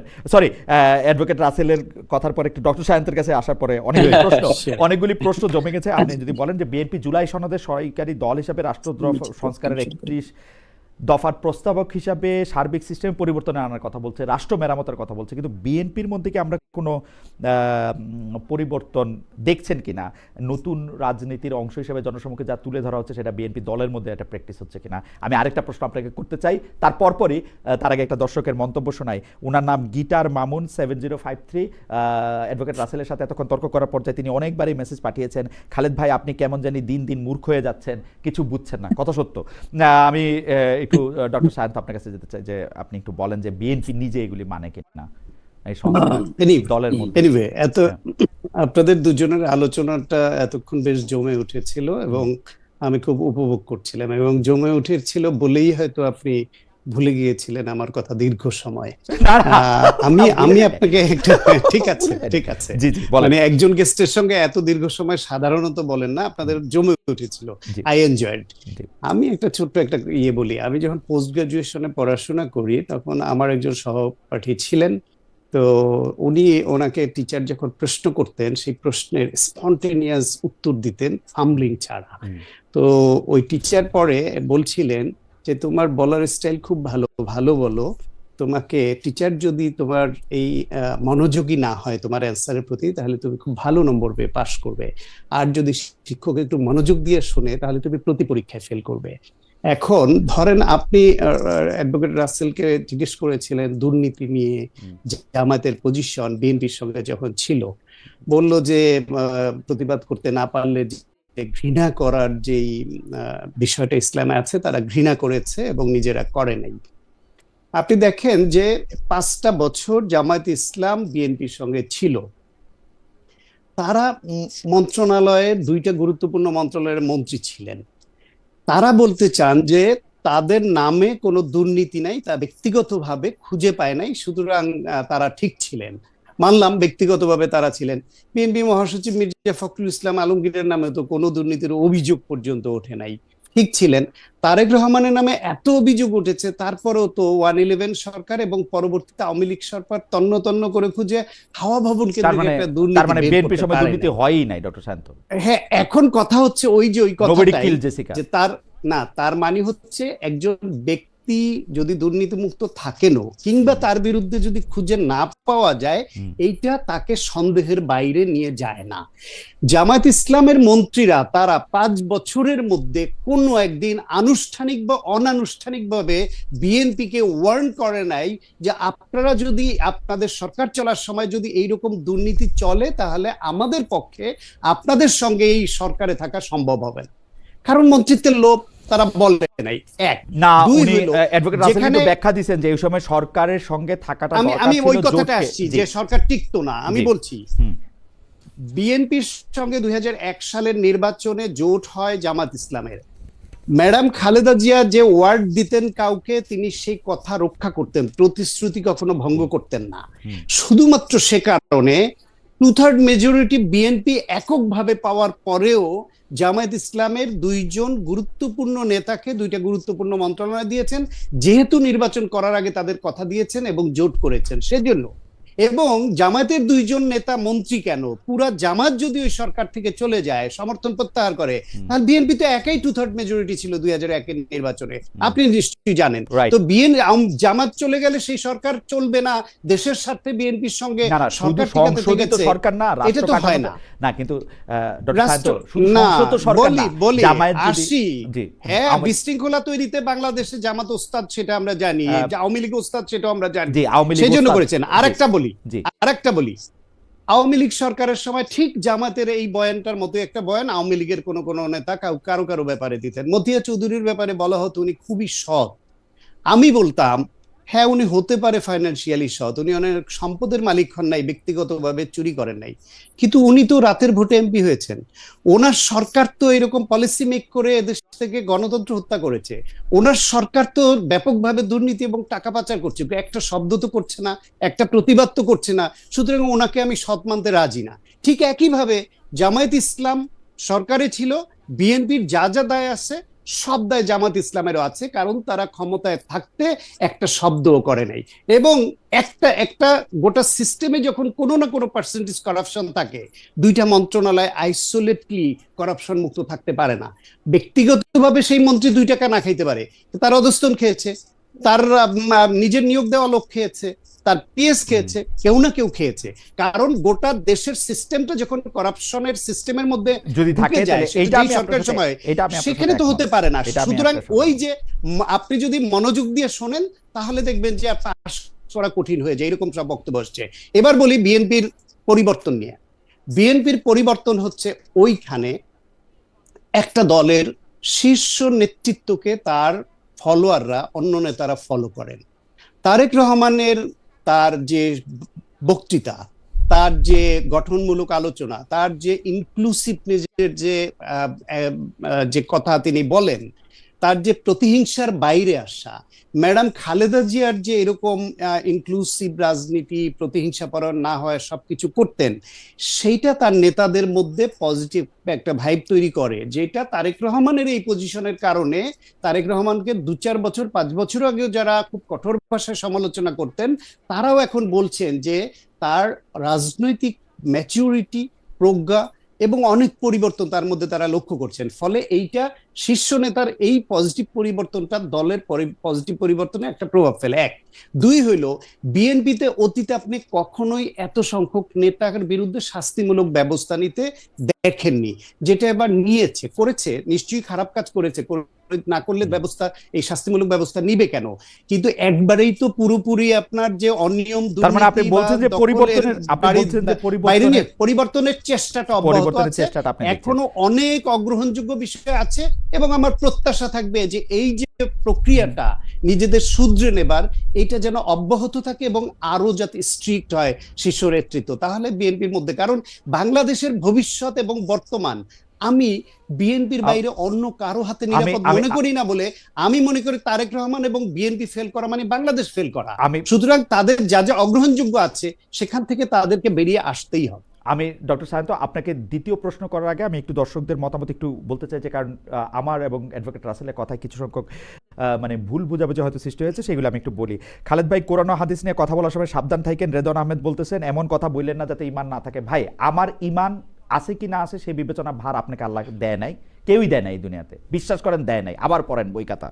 2 হচ্ছে খালেদ মহিউদ্দিন বলছে শুধু কোরআন মানলেই হবে, কিন্তু প্রশ্ন হলো কোরআনে তো নামাজের কথা বলা আছে, কিন্তু নামাজ কিভাবে পড়তে হবে এটা কোরআনে বলা হয়েছে, তা হাদিস অবশ্যই পড়তে হবে না। আমি এই কথা কখনোই বলি না যে শুধু কোরআন পড়তে হবে। আমি বলছি, আমি অ্যাডভোকেট রাসেলের বক্তব্যের সাথে একমত, কোরআনে একদম স্পষ্ট বলা আছে কোনটা হারাম কোনটা হালাল, সেইভাবে আসলে সেইটা মানতে হবে, এবং সেই মানলে যাদের মধ্যে থেকে একটু পার্থক্য আছে তাদের সবার এক জায়গায় চলে আসতে হবে। Correct me if I am wrong advocate Russell, লোকজনকে আলাদা আলাদা থেকে একসাথে আনতে হলে কোরআন প্রসঙ্গে তিনি এই কথা বলছেন, পাশাপাশি এই কথাও তিনি বলছেন যে হাদিসও মানতে হবে। আমি বলছি কোন হাদিসগুলি মানা যাবে মানা যাবে না, তিনি বলছেন যে সিয়াসিত্তা বলে যে 6টা হাদিস আমরা চিনি সেই হাদিসগুলি আমাদের মানতে হবে। আমি তাদেরকে বলছি যে ওই হাদিসের মধ্যে তো আসলে এরকম হাদিসও আমরা এরকম দেখি যে ওইটার মধ্যে শুধু কোরআন মানার কথা আছে। আমরা এটার এই প্রসঙ্গে তার মতামত শুনতেছিলাম। যাই হোক, এইটা নিয়ে নিশ্চয়ই আবার যদি যখন অ্যাডভোকেট রাসেল বলবেন তখন বলবেন। অন দ্য পয়েন্টে হ্যাঁ, অ্যাডভোকেট রাসেল যখন বলবেন তখন বলবেন। আমি অ্যাডভোকেট রাসেলের কাছে আসবো, কিন্তু আমি জনাব সায়ন্তের কাছে এই গণভোট নিয়ে একটা প্রশ্ন করতে চাই যে মূলত বিএনপি রাজি না হওয়ায় কিন্তু ইউনূস সরকার গণভোটটা আগে দিতে পারে নাই, একই দিনে দিতে হয়েছে। কিন্তু এই গণভোটটা নিয়ে বিএনপির কোনো অবস্থান আমরা স্পষ্ট দেখি না। বিএনপি কেমন জানি এই ক্ষেত্রে জামাত ইসলামের মতো কথা বলে, কিরকম জানেন, আমরা তো না ভোট দেওয়ার কোনো সুযোগ নাই। আরে বাবা, আপনি যদি মনে করেন এটাতে আপনি সাইন করছেন, আপনি বলেন হ্যাঁ ভোট দেন। আপনি না ভোট দেওয়ার সুযোগ নাই, আপনি এটা দিবেন কি দিবেন এটা জানি না। এদিকে আবার সরকার কেন প্রচারণা করে সেইটাতে আবার কারো কারো এটা নিন্দামন্দ দেখতে পাই। সরকারের একটা সংস্কার, সরকারের একটা ইয়ার মধ্যে ছিল, ও এটা প্রচারণা করবে না। মানে ধরেন বিশ্বের সর্বশ্রেষ্ঠ গণতন্ত্র যদি আমরা ধরে নিই যেসব দেশে আছে, এই পশ্চিমা দেশগুলিতে বা আমেরিকাতে বা ভারতে, তারা কি তাদের এজেন্ডাটা বাস্তবায়নের জন্য জনগণের বলবে না? এটাতে কি অন্যায় হলো আমি জিনিসটা বুঝি না। কিন্তু ডক্টর সায়ন্ত, আপনি মানে বিএনপির পজিশনটা আপনি বুঝেন কিনা যে গণভোটে এটা দুইটা পার্ট। একটা হচ্ছে গণভোটে বিএনপির অবস্থান, আর একটা হচ্ছে সরকার হ্যাঁ ভোটের পক্ষে যে প্রচারণা চালাচ্ছে সেটা ঠিক করছে কিনা। প্রথমে আমি ছোট করে হ্যাঁ ভোটে সরকারের প্রচারণার অবস্থান নিয়ে বলি, এটা ঠিক করছে না। সরকার প্রচারণা করবে, সকলকে বলবে যে আপনারা গণভোটে অংশ নেন এবং গণভোটে আপনারা বুঝে আপনার যে আকাঙ্ক্ষা সেটা আপনি ভোটের মাধ্যমে ব্যক্ত করেন।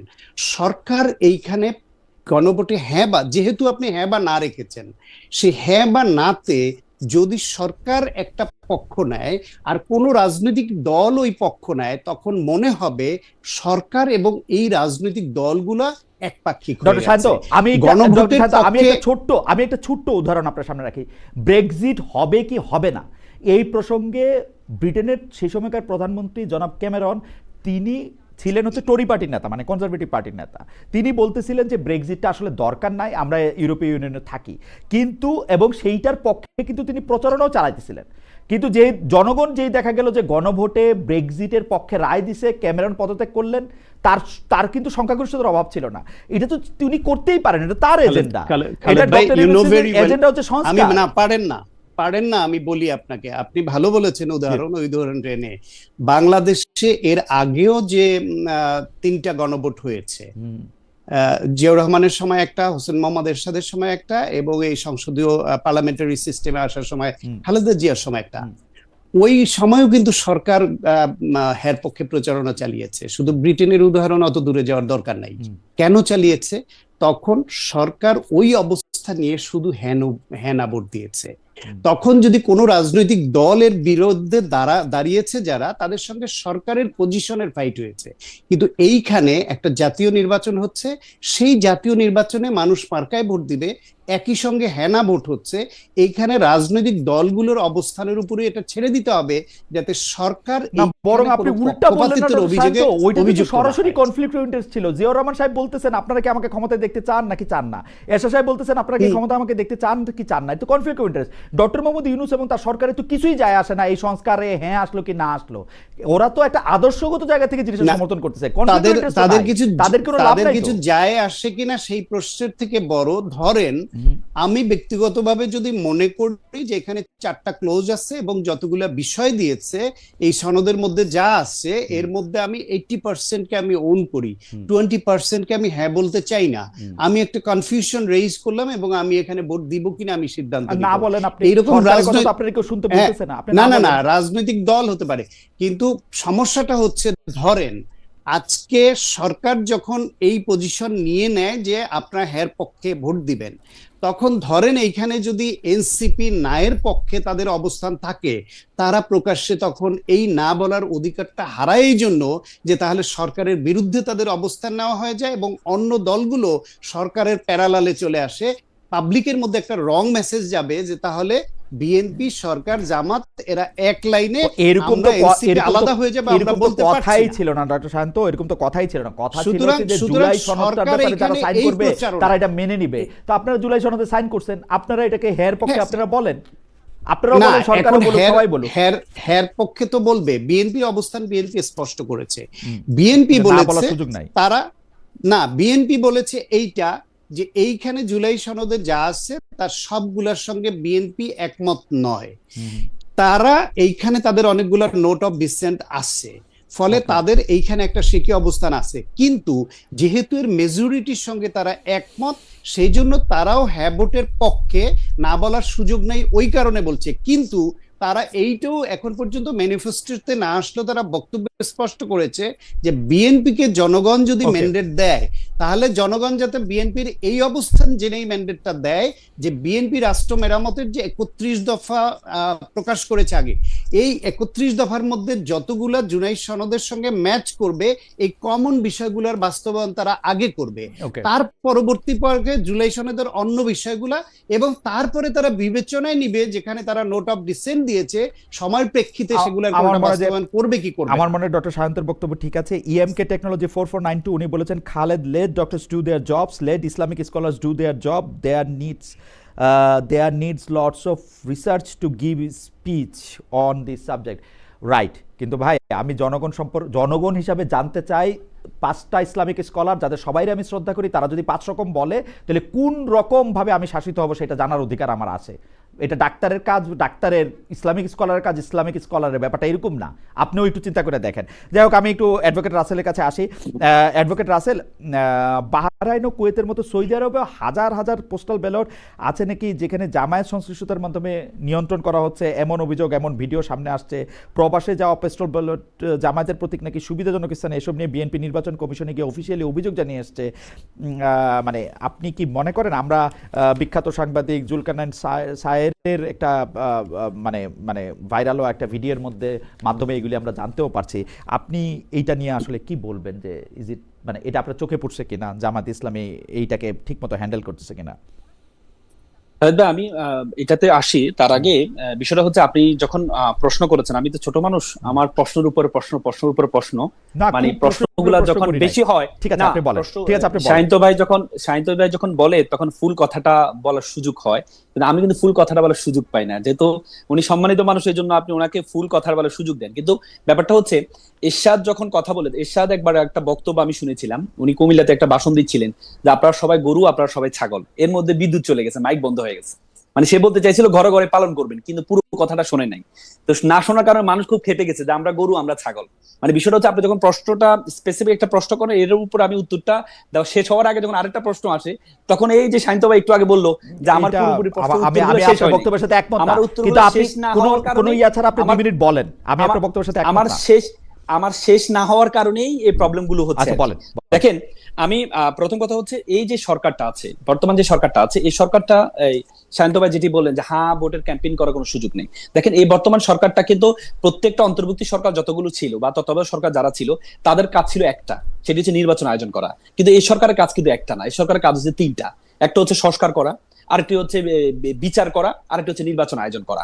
তাহলে আপনি এই যে সংস্কারটা, আপনি দেখেন এই সরকারের বৈধতার জন্য জুলাই সনদের এই যে গণভোটে হ্যাঁ জয়ী হইতে হবে, এই সরকারের বৈধতার জন্য। আপনি দেখেন, আমার তত্ত্বাবধায়ক সরকারের শুনানিতে রিসেন্টলি বিএনপি আইনজীবীদের একটা শুনানি আমি শুনেছিলাম। শুনানিতে ওনারা বললেন যে 1/11 সরকার, যে সরকারটা ছিল, এই সরকারটা ছিল অবৈধ। কেন অবৈধ? কারণ আমাদের সংবিধানে 3 মাস 6 মাসের মেয়াদ ছিল, কিন্তু তারা 6 মাসের বাইরে গিয়ে তারা এটাকে কন্টিনিউ করেছে।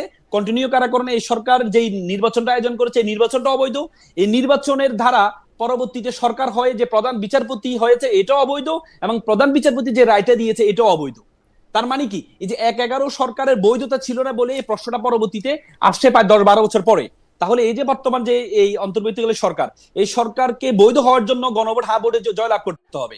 যদি এই সরকার হ্যাঁ ভোটে জয়লাভ না করে, তাহলে এই সরকার বৈধ হবে না। আর যদি এই সরকার বৈধ না হয়, তারা যে নির্বাচন আয়োজন করেছে, এই নির্বাচনটা বৈধ হবে না। আর এই নির্বাচন বৈধ না হলে যারা ক্ষমতা আসতে চায়, তাহলে তো তাদের ক্ষমতাটাও 10-12 বছর পরে এই ক্ষমতা নিয়ে প্রশ্ন আমি উঠবে। একটা কথা জিজ্ঞেস করব। জি জি জি, প্রথম কথা হলো যে আপনি আমারে পরিষ্কার করেন, আজকে আপনার কথা না শুনে আমি যাব না, কারণ এটা হচ্ছে যে এইটা হচ্ছে যে আপনার মানে একটা ফ্রেমিং হয় যে আমি প্রশ্নের উপর প্রশ্ন করি, কিন্তু আপনি খেয়াল করেন আবার শুনে দেখেন আমি নতুন প্রশ্ন একটাও করি নাই। আপনি যে কথাগুলি বলছেন সেগুলো বলছি।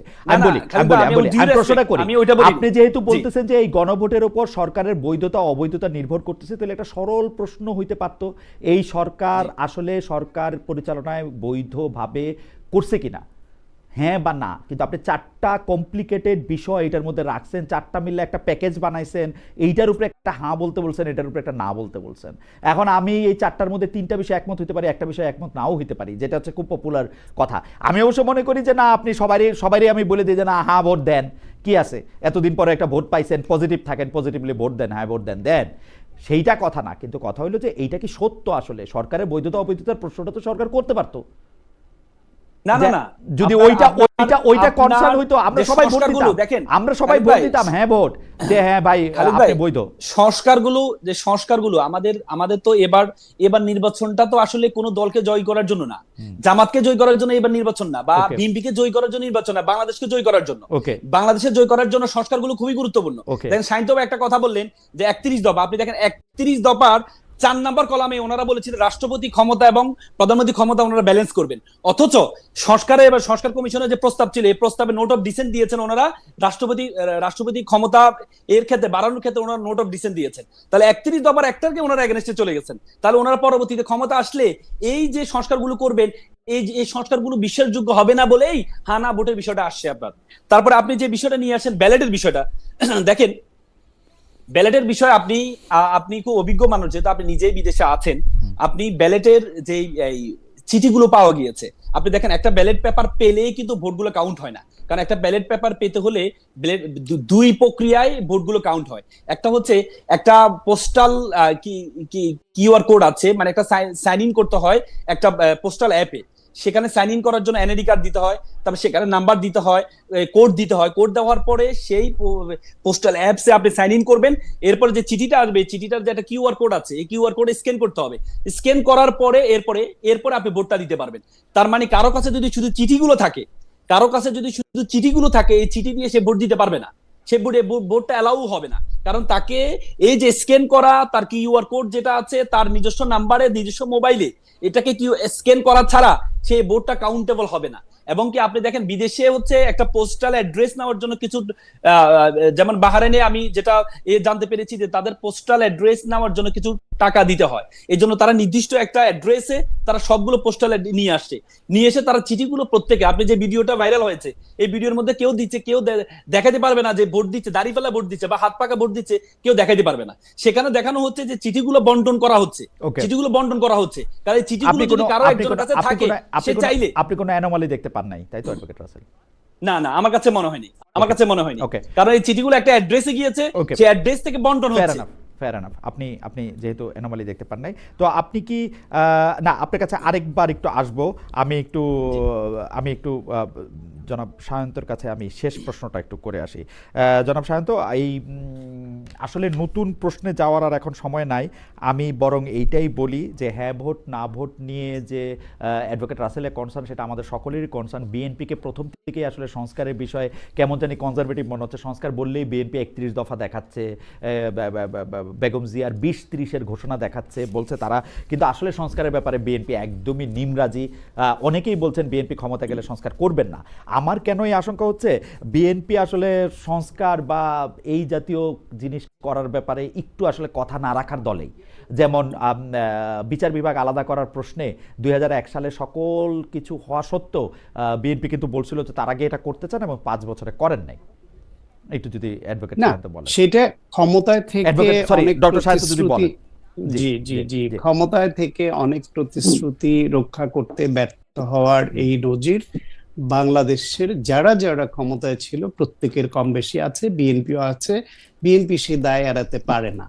কিন্তু এটাও সত্য যে বিএনপি বাংলাদেশে দীর্ঘদিন ধরে এই ফ্যাসিবাদের বিরুদ্ধে লড়াই সংগ্রাম করতে গিয়ে এইবার তারা যে নিপীড়নের শিকার হয়েছে, এবং তারা যেইভাবে এইবার নিজেরাই পুস্তক প্রকাশ করে প্রথমে 26 দফা, তারপরে এরা সমমনা ডান বাম অন্যদের সঙ্গে আলোচনা করে 31 দফায় নেয়া, সবকিছু করা, এর আগে ভিশন 2030 করা, এই যে এইবার যত তারা একাডেমিক ওয়েতে যেভাবে প্রচার করা, অঙ্গীকার করা, সবকিছু করেছে বছরের পর বছর, এইটা আগে করে নাই। ফলে বিএনপির পক্ষে এইবার এইখান থেকে সরে যাওয়াটা কঠিন হবে। যদি সরে যেতে চায় তাহলে সাধারণ জনগণই তাদের প্রতারক হিসেবে রাষ্ট্র পরিচালনার যে ম্যান্ডেট যদি তারা দেয় সেটা প্রত্যাহার করে নিতে সময় লাগবে না, তারা দেশ চালাতে পারবে না। সুতরাং বিএনপির মধ্যে ওই পরিবর্তন আছে বলে আমি মনে করি এবং প্রত্যাশা করি তারা এটা করবে। এখন কথা হলো, বিএনপি যে 31 দফার কথা বলেছে এবং যতবার বলেছে, লিখিতভাবে বলেছে,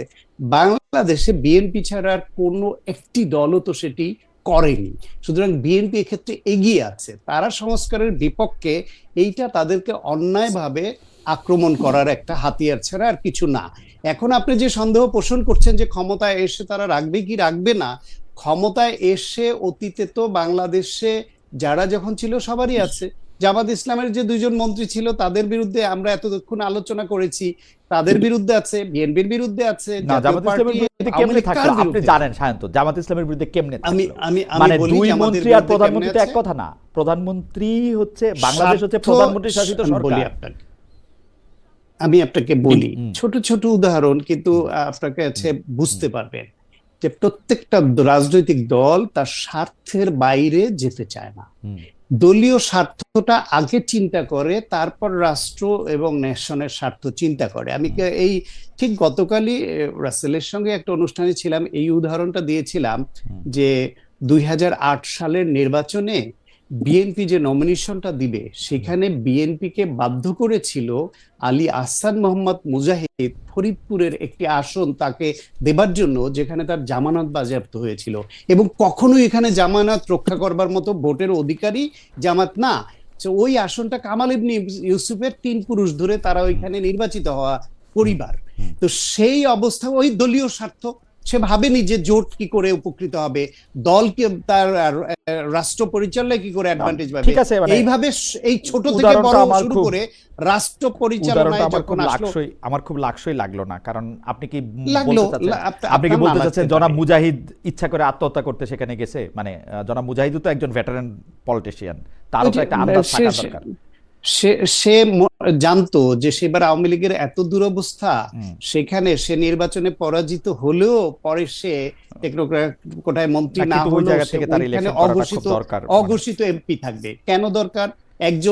একজন মানুষ তার পরিবার পুরুষানুক্রমে বছরের পর বছর অত্যন্ত জনপ্রিয়তার সঙ্গে নির্বাচিত হচ্ছে, সে দলকে জোটকে জিম্মি করে নেওয়াটা, এটা তার স্বার্থ। জিম্মি করে নিছে না বিএনপি নেতৃবৃন্দের মনে হয়েছে যে চৌধুরী কামাল ইবনে ইউসুফের জিম্মি করে, আমি নিজে দায়িত্ব নিয়ে আপনাকে বলছি, জিম্মি করে নিয়েছে। এবার পারলে বিএনপি হাইকমান্ডে যোগাযোগ করে সত্যতা যাচাই করে। অনেক ধন্যবাদ, আমি দায়িত্ব নিয়ে বলছি। অনেক ধন্যবাদ। আমাদের একটু শেষ প্রশ্নটা একটু করতে হচ্ছে আপনাদের। আমি একটু অ্যাডভোকেট রাসেলকে এটা বলি যে জামায়াতের সাবেক আমির জনাব গোলাম আজমের পুত্র ব্রিগেডিয়ার অবসরপ্রাপ্ত আব্দুল্লাহ আজমিকে আমরা দেখলাম জনাব তারেক রহমানের সঙ্গে দেখা করেছেন।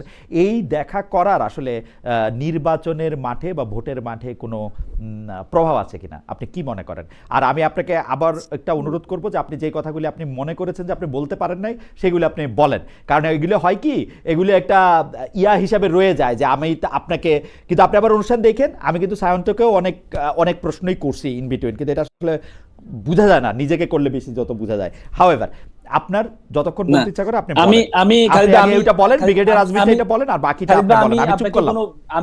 আমি প্রথম কথা হচ্ছে, আমি আমার যারা দর্শক আছে আমি আপনাকে ব্লেম দিই নাই, আমি আপনাকে ভালোবাসি বলে বলেছি। আপনিও আমাকে ভালোবাসেন বলেই প্রত্যেকটা প্রশ্নের উপরে প্রশ্ন করেছেন, কারণ আপনার ভালো লাগছে, ঠিক আছে, কারণ এটা জমছে। আর আপনি তো জমানো মানুষ, হ্যাঁ আপনি তো জমানো মানুষ, আপনার যখন জমছে আপনি আরো প্রশ্ন করছেন, প্রশ্নের উপর মানুষ প্রশ্ন কখন আসে, যে শান্ত ভাই বলেছে না যে আমাদের, আপনি যে প্রশ্নটার আগ্রহটা তৈরি হয় কখন, যখন আপনার প্রশ্নের উপর প্রশ্ন করবেন, প্রশ্নের উপর প্রশ্নের উত্তর হবে, এরপর এটাই তো জমা। এটাকে আমি নেগেটিভলি বলিনি। আমি প্রথম কথা হচ্ছে উইথ ডিউ রেসপেক্ট, আমি আপনার সম্মান রেখে আমি নেগেটিভলি বলিনি, আমি খুব সম্মান রেখে বলেছি যে আপনি আমাকে ভালোবেসেন বলে এই প্রশ্নের উপর প্রশ্ন করেছেন। ওকে ওকে, থ্যাংক ইউ। আর শাহেন্ত ভাই আপনার বড় মানুষ, এই জন্য ওনার কাছে বেশি প্রশ্ন করেন না, কারণ ওনার কাছে বেশি প্রশ্ন করলে উনি খুব গম্ভীর মানুষ। সেইটা আমি মেনে নিলাম। আপনি যদি আমাদের এই শেষ প্রশ্নটা যদি আপনি একটু বলতেন, আর আপনার যদি ফিনিশিং কথা আছে কোনো কিছু বলেন, আমরা সায়ন্ত থেকে এক লাইন শুনবো, কারণ সায়ন্ত কবি মানুষ, লেখক মানুষ, এক লাইনে হয়তো আজকের অনুষ্ঠান শেষ করতে পারবে, কিন্তু আপনি একটু বেশি করেই বলেন। জনাব গোলাম আজমের যে ছেলে আছেন ব্রিগেডিয়ার আজমি, উনার দেখা করাটা জনাব তারেক রহমানের সাথে, সেটা কোনো পলিটিক্যাল, উনি শুধু উনি একটা বই লিখেছেন, উনি যখন আয়নাগর আয়নাগরে ছিলেন একটা বই লিখেছেন। এই বইটা উনি শুধুমাত্র তারেক রহমান সাহেবকে দেন নাই, তারেক রহমান সাহেব, ডক্টর মোহাম্মদ ইউনূস, মানে বর্তমানে যারা লিডিং পজিশনে আছে, বর্তমানে যারা যে দলগুলার মানে লিডিং পজিশনে আছে, মানে যার প্রত্যেকের কাছে উনি এটা গিফট করেছেন। কারণ উনি এজন্য এটা করেছেন, ডক্টর মোহাম্মদ ইউনূসকে দিয়েছেন যে আমি কিভাবে করেছি, তারপরে তারেক রহমান সাহেবকে দিয়েছেন। হয়তো এমনও হতে পারে তারেক রহমান সাহেবকে দেখাচ্ছেন যে এই যে আয়নাগর, এই ভবিষ্যতে যেন এই আয়নাগর যেন তৈরি না হয়, এটার কারণে একটা মানুষের জীবন যে কত বিভীষিকাময় হয়। দিয়েছেন হ্যাঁ, ডাক্তার শফিক রহমানকেও দিয়েছেন, সবাইকে দিয়েছেন। এবং হাদিকেও আপনি ছবি হয়তো দেখেছেন, হাদিকেও উনি যখন হাদি জীবিত ছিল তখন হাদিকেও দিয়ে আসছিলেন ইনকিলাব মঞ্চে, যাতে বইটা রাখা হয়, রাখলে যারা পাঠক আসবে তারা পড়বে, পরে যে একটা বিভীষিকাময় 17-18 বছর একটা বিভীষিকাময় একটা অবস্থা ছিল, সেই অবস্থাটা তরুণ প্রজন্ম জানবে, যাতে ভবিষ্যতে কোনো কেউ স্বৈর শাসক না হয়। এই জন্য উনি প্রত্যেকের কাছে গিয়েছেন। এটা শুধু তারেক রহমান সাহেবের কাছে গিয়ে স্পেশাল এমন কিছু না। যদি তারেক রহমান সাহেবের কাছে না দিতেন, বরং আমি প্রশ্ন করতাম যে আপনি ওনাকে কেন দেন নাই, আপনার তো সকলের কাছে দেওয়া উচিত। সেই ধারাবাহিকতা দিয়েছে, এটাকে আমার কাছে অন্যভাবে নেওয়ার কোনো সুযোগ নেই। ভোটের রাজনীতিতে এটার কোনো প্রভাব আছে, মানে আজমি সাহেব? না, ভোটের রাজনীতিতে আমি তো মনে করি আপনার রয়টার্সকে জামাতের আমির যে বলেছেন 5টা বছর ইউনিটি গভর্নমেন্টের কথা বলেছেন। ইউনিটি গভর্নমেন্টটা আসলে ইউনিটি গভর্নমেন্ট বলতে আমি যেটা বুঝি আর কি, ইউনিটি গভর্নমেন্ট আমরা তো আসলে বিরোধী দলকে মানুষ মনে করি না। আমি মনে করি বিরোধী দলকে নিঃশেষ, মানে বিরোধী দল মানে হচ্ছে সে তার কোনো অধিকার থাকবে না, সেই বাইরে থাকবে না, সে জেলে থাকবে, তার বিরুদ্ধে মামলা হামলা হবে, তার বিরুদ্ধে হাজারো মামলা হবে। এই যে গত শেখ হাসিনা যেভাবে বিরোধী দলকে অ্যাড্রেস করা হতো, যে বিরোধী দল বলতে তার অফিস খোলার কোনো ক্ষমতা নাই, সে অফিস খুলতে পারবে না, তাই সেই রাজনীতি কোনো মিছিল মিটিং করতে পারবে না, এটা না করা। এই জাতীয় সরকারের জাতীয় সম্পদে তারেক সাহেবই সবার আগে দিয়েছেন, তাই না? প্রথমে দিয়েছেন উনি যখন লন্ডনে ছিলেন। আমি সেটা বলেছিলাম, আমি শাহিন ভাইয়ের সাথে আমি গতকালই টক শোতে আমি সেটা বলেছিলাম যে তাই তারেক রহমান সাহেব যখন খারাপ অবস্থা ছিল তখন কিন্তু উনি গভর্নমেন্টের কথা বলেছেন। এখন দুঃসময় আপনি ইউনিটি গভর্নমেন্টের কথা বলেন, এখন যদি ইউনিটি গভর্নমেন্ট না বলেন, যদি না বলেন, তাহলে এটা আপনার আগের কথা থেকে আপনি ফেরত আসছেন, সেটি হয়। আর তার চেয়ে বড় কথা হচ্ছে খালিদ ভাই, আপনি যেটি বলেছেন, আমি মনে করি এই যে হ্যাঁ না, বাংলাদেশকে আগামীর বাংলাদেশকে তৈরি করার জন্য হাঁটা খুবই গুরুত্বপূর্ণ। আপনি দেখেছেন বিএনপি কিন্তু অলরেডি না ক্যাম্পেইন শুরু করেছে, যদিও ওপেনলি ওনারা বলছেন যে আমরা হাঁয়ের পক্ষে আছে। আপনি রিসেন্টলি কয়েকটা ভিডিও ভাইরাল হয়েছে, বিএনপি নেতা বলছেন, আওয়ামী লীগদেরকে বলছেন যে তোমরা যারা আওয়ামী লীগ আছো, তোমরা এখন কিন্তু তোমাদের দল স্থগিত আছে, ভবিষ্যতে তোমরা যদি যদি জবাব করে, ওইরকম স্থানীয় নেতাদের ভিডিও ভাইরাল ধরলে আপনাদের স্থানীয় নেতারা চট্টগ্রামে বা যাদের নাম একটু মোগল বাদশাদের নামে, তারা যে কি কথা বলে সে নিশ্চয় আবার শুনবেন আর কি। মানে স্থানীয় নেতাদের স্থানীয় নেতাও না, উনি অনেক বড় নেতা। আপনি যখন প্রতিফলন দেখেন, আপনি শুধু ব্যালট পেপারে যে পোস্টাল ব্যালট নিয়ে কথা বলছেন, পোস্টাল ব্যালটের যারা আমার ইন্টারপ্রিটেশন গত 2-3 দিন ধরে মিডল ইস্টে যারা আছে তারা হচ্ছে না ভোট দিয়ে বিএনপি কে ভোট দিয়ে সেটাকে প্রচার করা হচ্ছে। তার মানে এটা আপনি সবকিছু বলে যে আকলে মন্দা ইশারা বাসদ, বেকল মন্দা নাঠুসা বাসদ। আকল মানে ইশারা দিলে হয়, ইশারা দিলে বোঝা যায় যে বিএনপি যে হায়ের পক্ষে নেই, হায়ের পক্ষে নেই, এটা ইশারা দিলেই বোঝা যাচ্ছে, কারণ তারা শুরু থেকেই ছিল না। এটা বলতেছেন, কিন্তু আপনি এটা মানে আমি বিএনপির লক্ষণ দেখে বুঝি, কারণ হচ্ছে যে মির্জা ফখরুল ইসলাম আলমগীর বলছেন না দেওয়ার কোনো সুযোগ নাই, এদিকে নজরুল ইসলাম খানের সাথে যখন নির্বাচন পরিচালনা কমিটির প্রধান, তার সঙ্গে যখন ইলেকশন দেখা হয়েছে, তিনি বলছেন যে আমরা না হায়ের পক্ষে বলছেন, কিন্তু সাংবাদিকদের সামনেই বলছেন। আর কয়দিন পর আপনারা এগুলি বলবেন, 2 দিন পরে দেখবেন বিএনপি আরো জোরে সোরে হায়ের প্রচারণায় নামছে, তখন তো আর না, এটা নামা দরকার, সবাই নামা দরকার, শুধুমাত্র বিএনপি, আমি মনে করি সবাই নামা দরকার। এই যে আমরা যে বলছি, বলার কারণে যদি বিএনপি নামে, তাহলে এটা বাংলাদেশের জন্য ভালো হবে। আচ্ছা, বাংলাদেশের জন্য ভালো, ভবিষ্যতে স্বৈর শাসক তৈরি হবে না। আমরা যে আপনি অধিক ক্ষমতা কিন্তু মানুষের স্বৈর শাসক বানিয়ে দেয়। এই যে ব্যালেন্স অফ পাওয়ার, দ্বিকক্ষ বিশিষ্ট গভর্নমেন্ট, যেটা দ্বিকক্ষের বিরুদ্ধে কিন্তু নোট অফ ডিসেন্ট আছে। তো তার মানে যদি যদি জয়লাভ না করে, তাহলে দ্বিকক্ষ হবে না। আর দ্বিকক্ষ যদি না হয়, তাহলে মাত্র 39% ভোট পেয়ে আপনি 260 আসন পাবেন, আর 40% ভোট পেয়ে আপনি মাত্র 60 আসন পাবেন। এমনই হচ্ছে। দ্বিকক্ষের ব্যাপারে তো কেউ আপত্তি জানায়, মানে দ্বিপক্ষে পিআর, তাই তো? না, দ্বিকক্ষ যদি দ্বিকক্ষ উচ্চ কক্ষে পিআর এর কথা আসছে, উচ্চ কক্ষে পিআর যদি পার্সেন্টেজের ভিত্তিতে, যদি আপনার না উচ্চ কক্ষ করতে তো যদি না ভোট, বিএনপি সবার আগে উচ্চ কক্ষের কথা বলছে, উচ্চ কক্ষের ক্ষেত্রে তো আর কোনো দ্বিধা নাই। কিন্তু যদি না ভোট, কিন্তু আপনার যদি না ভোট যদি জয়লাভ করে, তাহলে তো আর সেটা হবে না, যে সরকারটা হবে না, সরকারগুলো তো হবে উচ্চ কক্ষ করবে না, না ভোট হলে। মানে এইটা তো জোর করে, এটা তো জোর। আপনি তো 31 দফায় এখনই বলে দিচ্ছেন, আপনি 31 দফায় যেটা বলেছেন সেটাও তো আপনি পালন করছেন না। ব্যালেন্স অফ পাওয়ার, যে রাষ্ট্রপতি ক্ষমতা বৃদ্ধি করা, সেই ক্ষমতা বৃদ্ধির মধ্যেও তো আপনি নোট অফ ডিসেন্ট দিয়ে আছেন। আপনি বেসিক যত সংস্কারগুলো আছে প্রত্যেকটা সংস্কার নোট অফ ডিসেন্ট আছে, প্রত্যেকটা সংস্কার নোট অফ ডিসেন্ট আছে। বিএনপি একাধিক ক্রমে না পুরো জীবনে কেউ 10 বছরের বেশি প্রধানমন্ত্রী থাকতে পারবে না, এটা সাইন করে দিছে। এর চেয়ে বেশি আর কি করবে বিএনপি? এটা ওনাদের 31 দফায় আছে, পরপর 2বার আছে। উনারা যেটা বাড়তি করছে সেটা হচ্ছে কখনো পারবে না সেটা করছে, পারবে না। হ্যাঁ, এটাকে তো নোট অফ ডিসেন্ট, কিন্তু বেসিক তারপরে হচ্ছে যে balance of power, balance of পাওয়ারের ক্ষেত্রে আপনি কি প্রেসিডেন্ট প্রধানমন্ত্রী দুইটা দ্বৈত শাসন করতে চান? মানে যাই হোক, এগুলি সংসদে আলোচনা না করে এগুলি করা ঠিক হবে না। এইটা যেই নোট অফ ডিসেন্টগুলি আছে, আপনিও খুব ভালো করে জানেন, আপনি আইনজীবী, এই সারা জীবন হয়তো আপনাদের সুবিধা হবে, অনেক মামলা মোকদ্দমা আসবে আপনাদের কাছে, বুঝছেন? এইগুলি নিয়ে আপনারা, কিন্তু অন্য মানুষের অনেক অসুবিধাও হইতে পারে। হাওয়েভার, তবু আমরা আশা করব যে যেহেতু জুলাই সনদের মধ্যে বা জুলাই ঘোষণার মধ্যে সবগুলি রাজনৈতিক দল, আমাদের প্রফেসর আলী রিয়াজের নেতৃত্বে একটা সংস্কার কমিশন হয়েছে, সংস্কার কমিশনের নেতৃত্ব সব প্রফেসর ডক্টর মোহাম্মদ ইউনূসী ছিলেন, কিন্তু আলী রিয়াজ সাহেব কো চেয়ারম্যান হিসেবে সেইগুলি সবগুলি এটা দেখছেন। আমাদের মনির হায়দার ভাই ছিলেন, অনেক কথাবার্তা, অনেক কিছু হয়েছে, কিন্তু অনেক দলের সাথে অনেক কথা হয়েছে। এটা একটি কিছুটা ফল বয়ে আনুক, আমরা এই সংস্কারগুলি বাস্তবায়িত হতে দেখি, গণভোটেও যেন এটা প্রতিফলন দেখি। আমরা ডক্টর সায়ন্তকে দিয়ে শুরু করছিলাম, কিন্তু যেহেতু ডক্টর সায়ন্তের মনে হয়েছে যে আমরা ওনার সঙ্গে একটু কম কথা কইছি, সেই জন্য উনিই শেষ করুক আজকে। আপনি এটা শেষ করেন। আমরা তরুণ আইনজীবী রাসেলকে আমরা শুনছি, আপনি গণভোট নিয়ে যদি আর কোনো কিছু বলেন। না, ঠিক আছে, কথা তো বহু বছর ধরে বলছি, এখন একদিন একটু কম বা বেশিতে এমন কিছু এসে যায় না। তো কথা হচ্ছে গিয়ে গণভোটের প্রশ্নে আমি ব্যক্তিগতভাবে মনে করি যে এখানে হা জয়যুক্ত হলে বিএনপির হারানোর কিছু নাই, বরং বিএনপির 31 দফার বেশিরভাগ যেহেতু এই সনদের মধ্যে আছে, হা জয়যুক্ত হলেও যে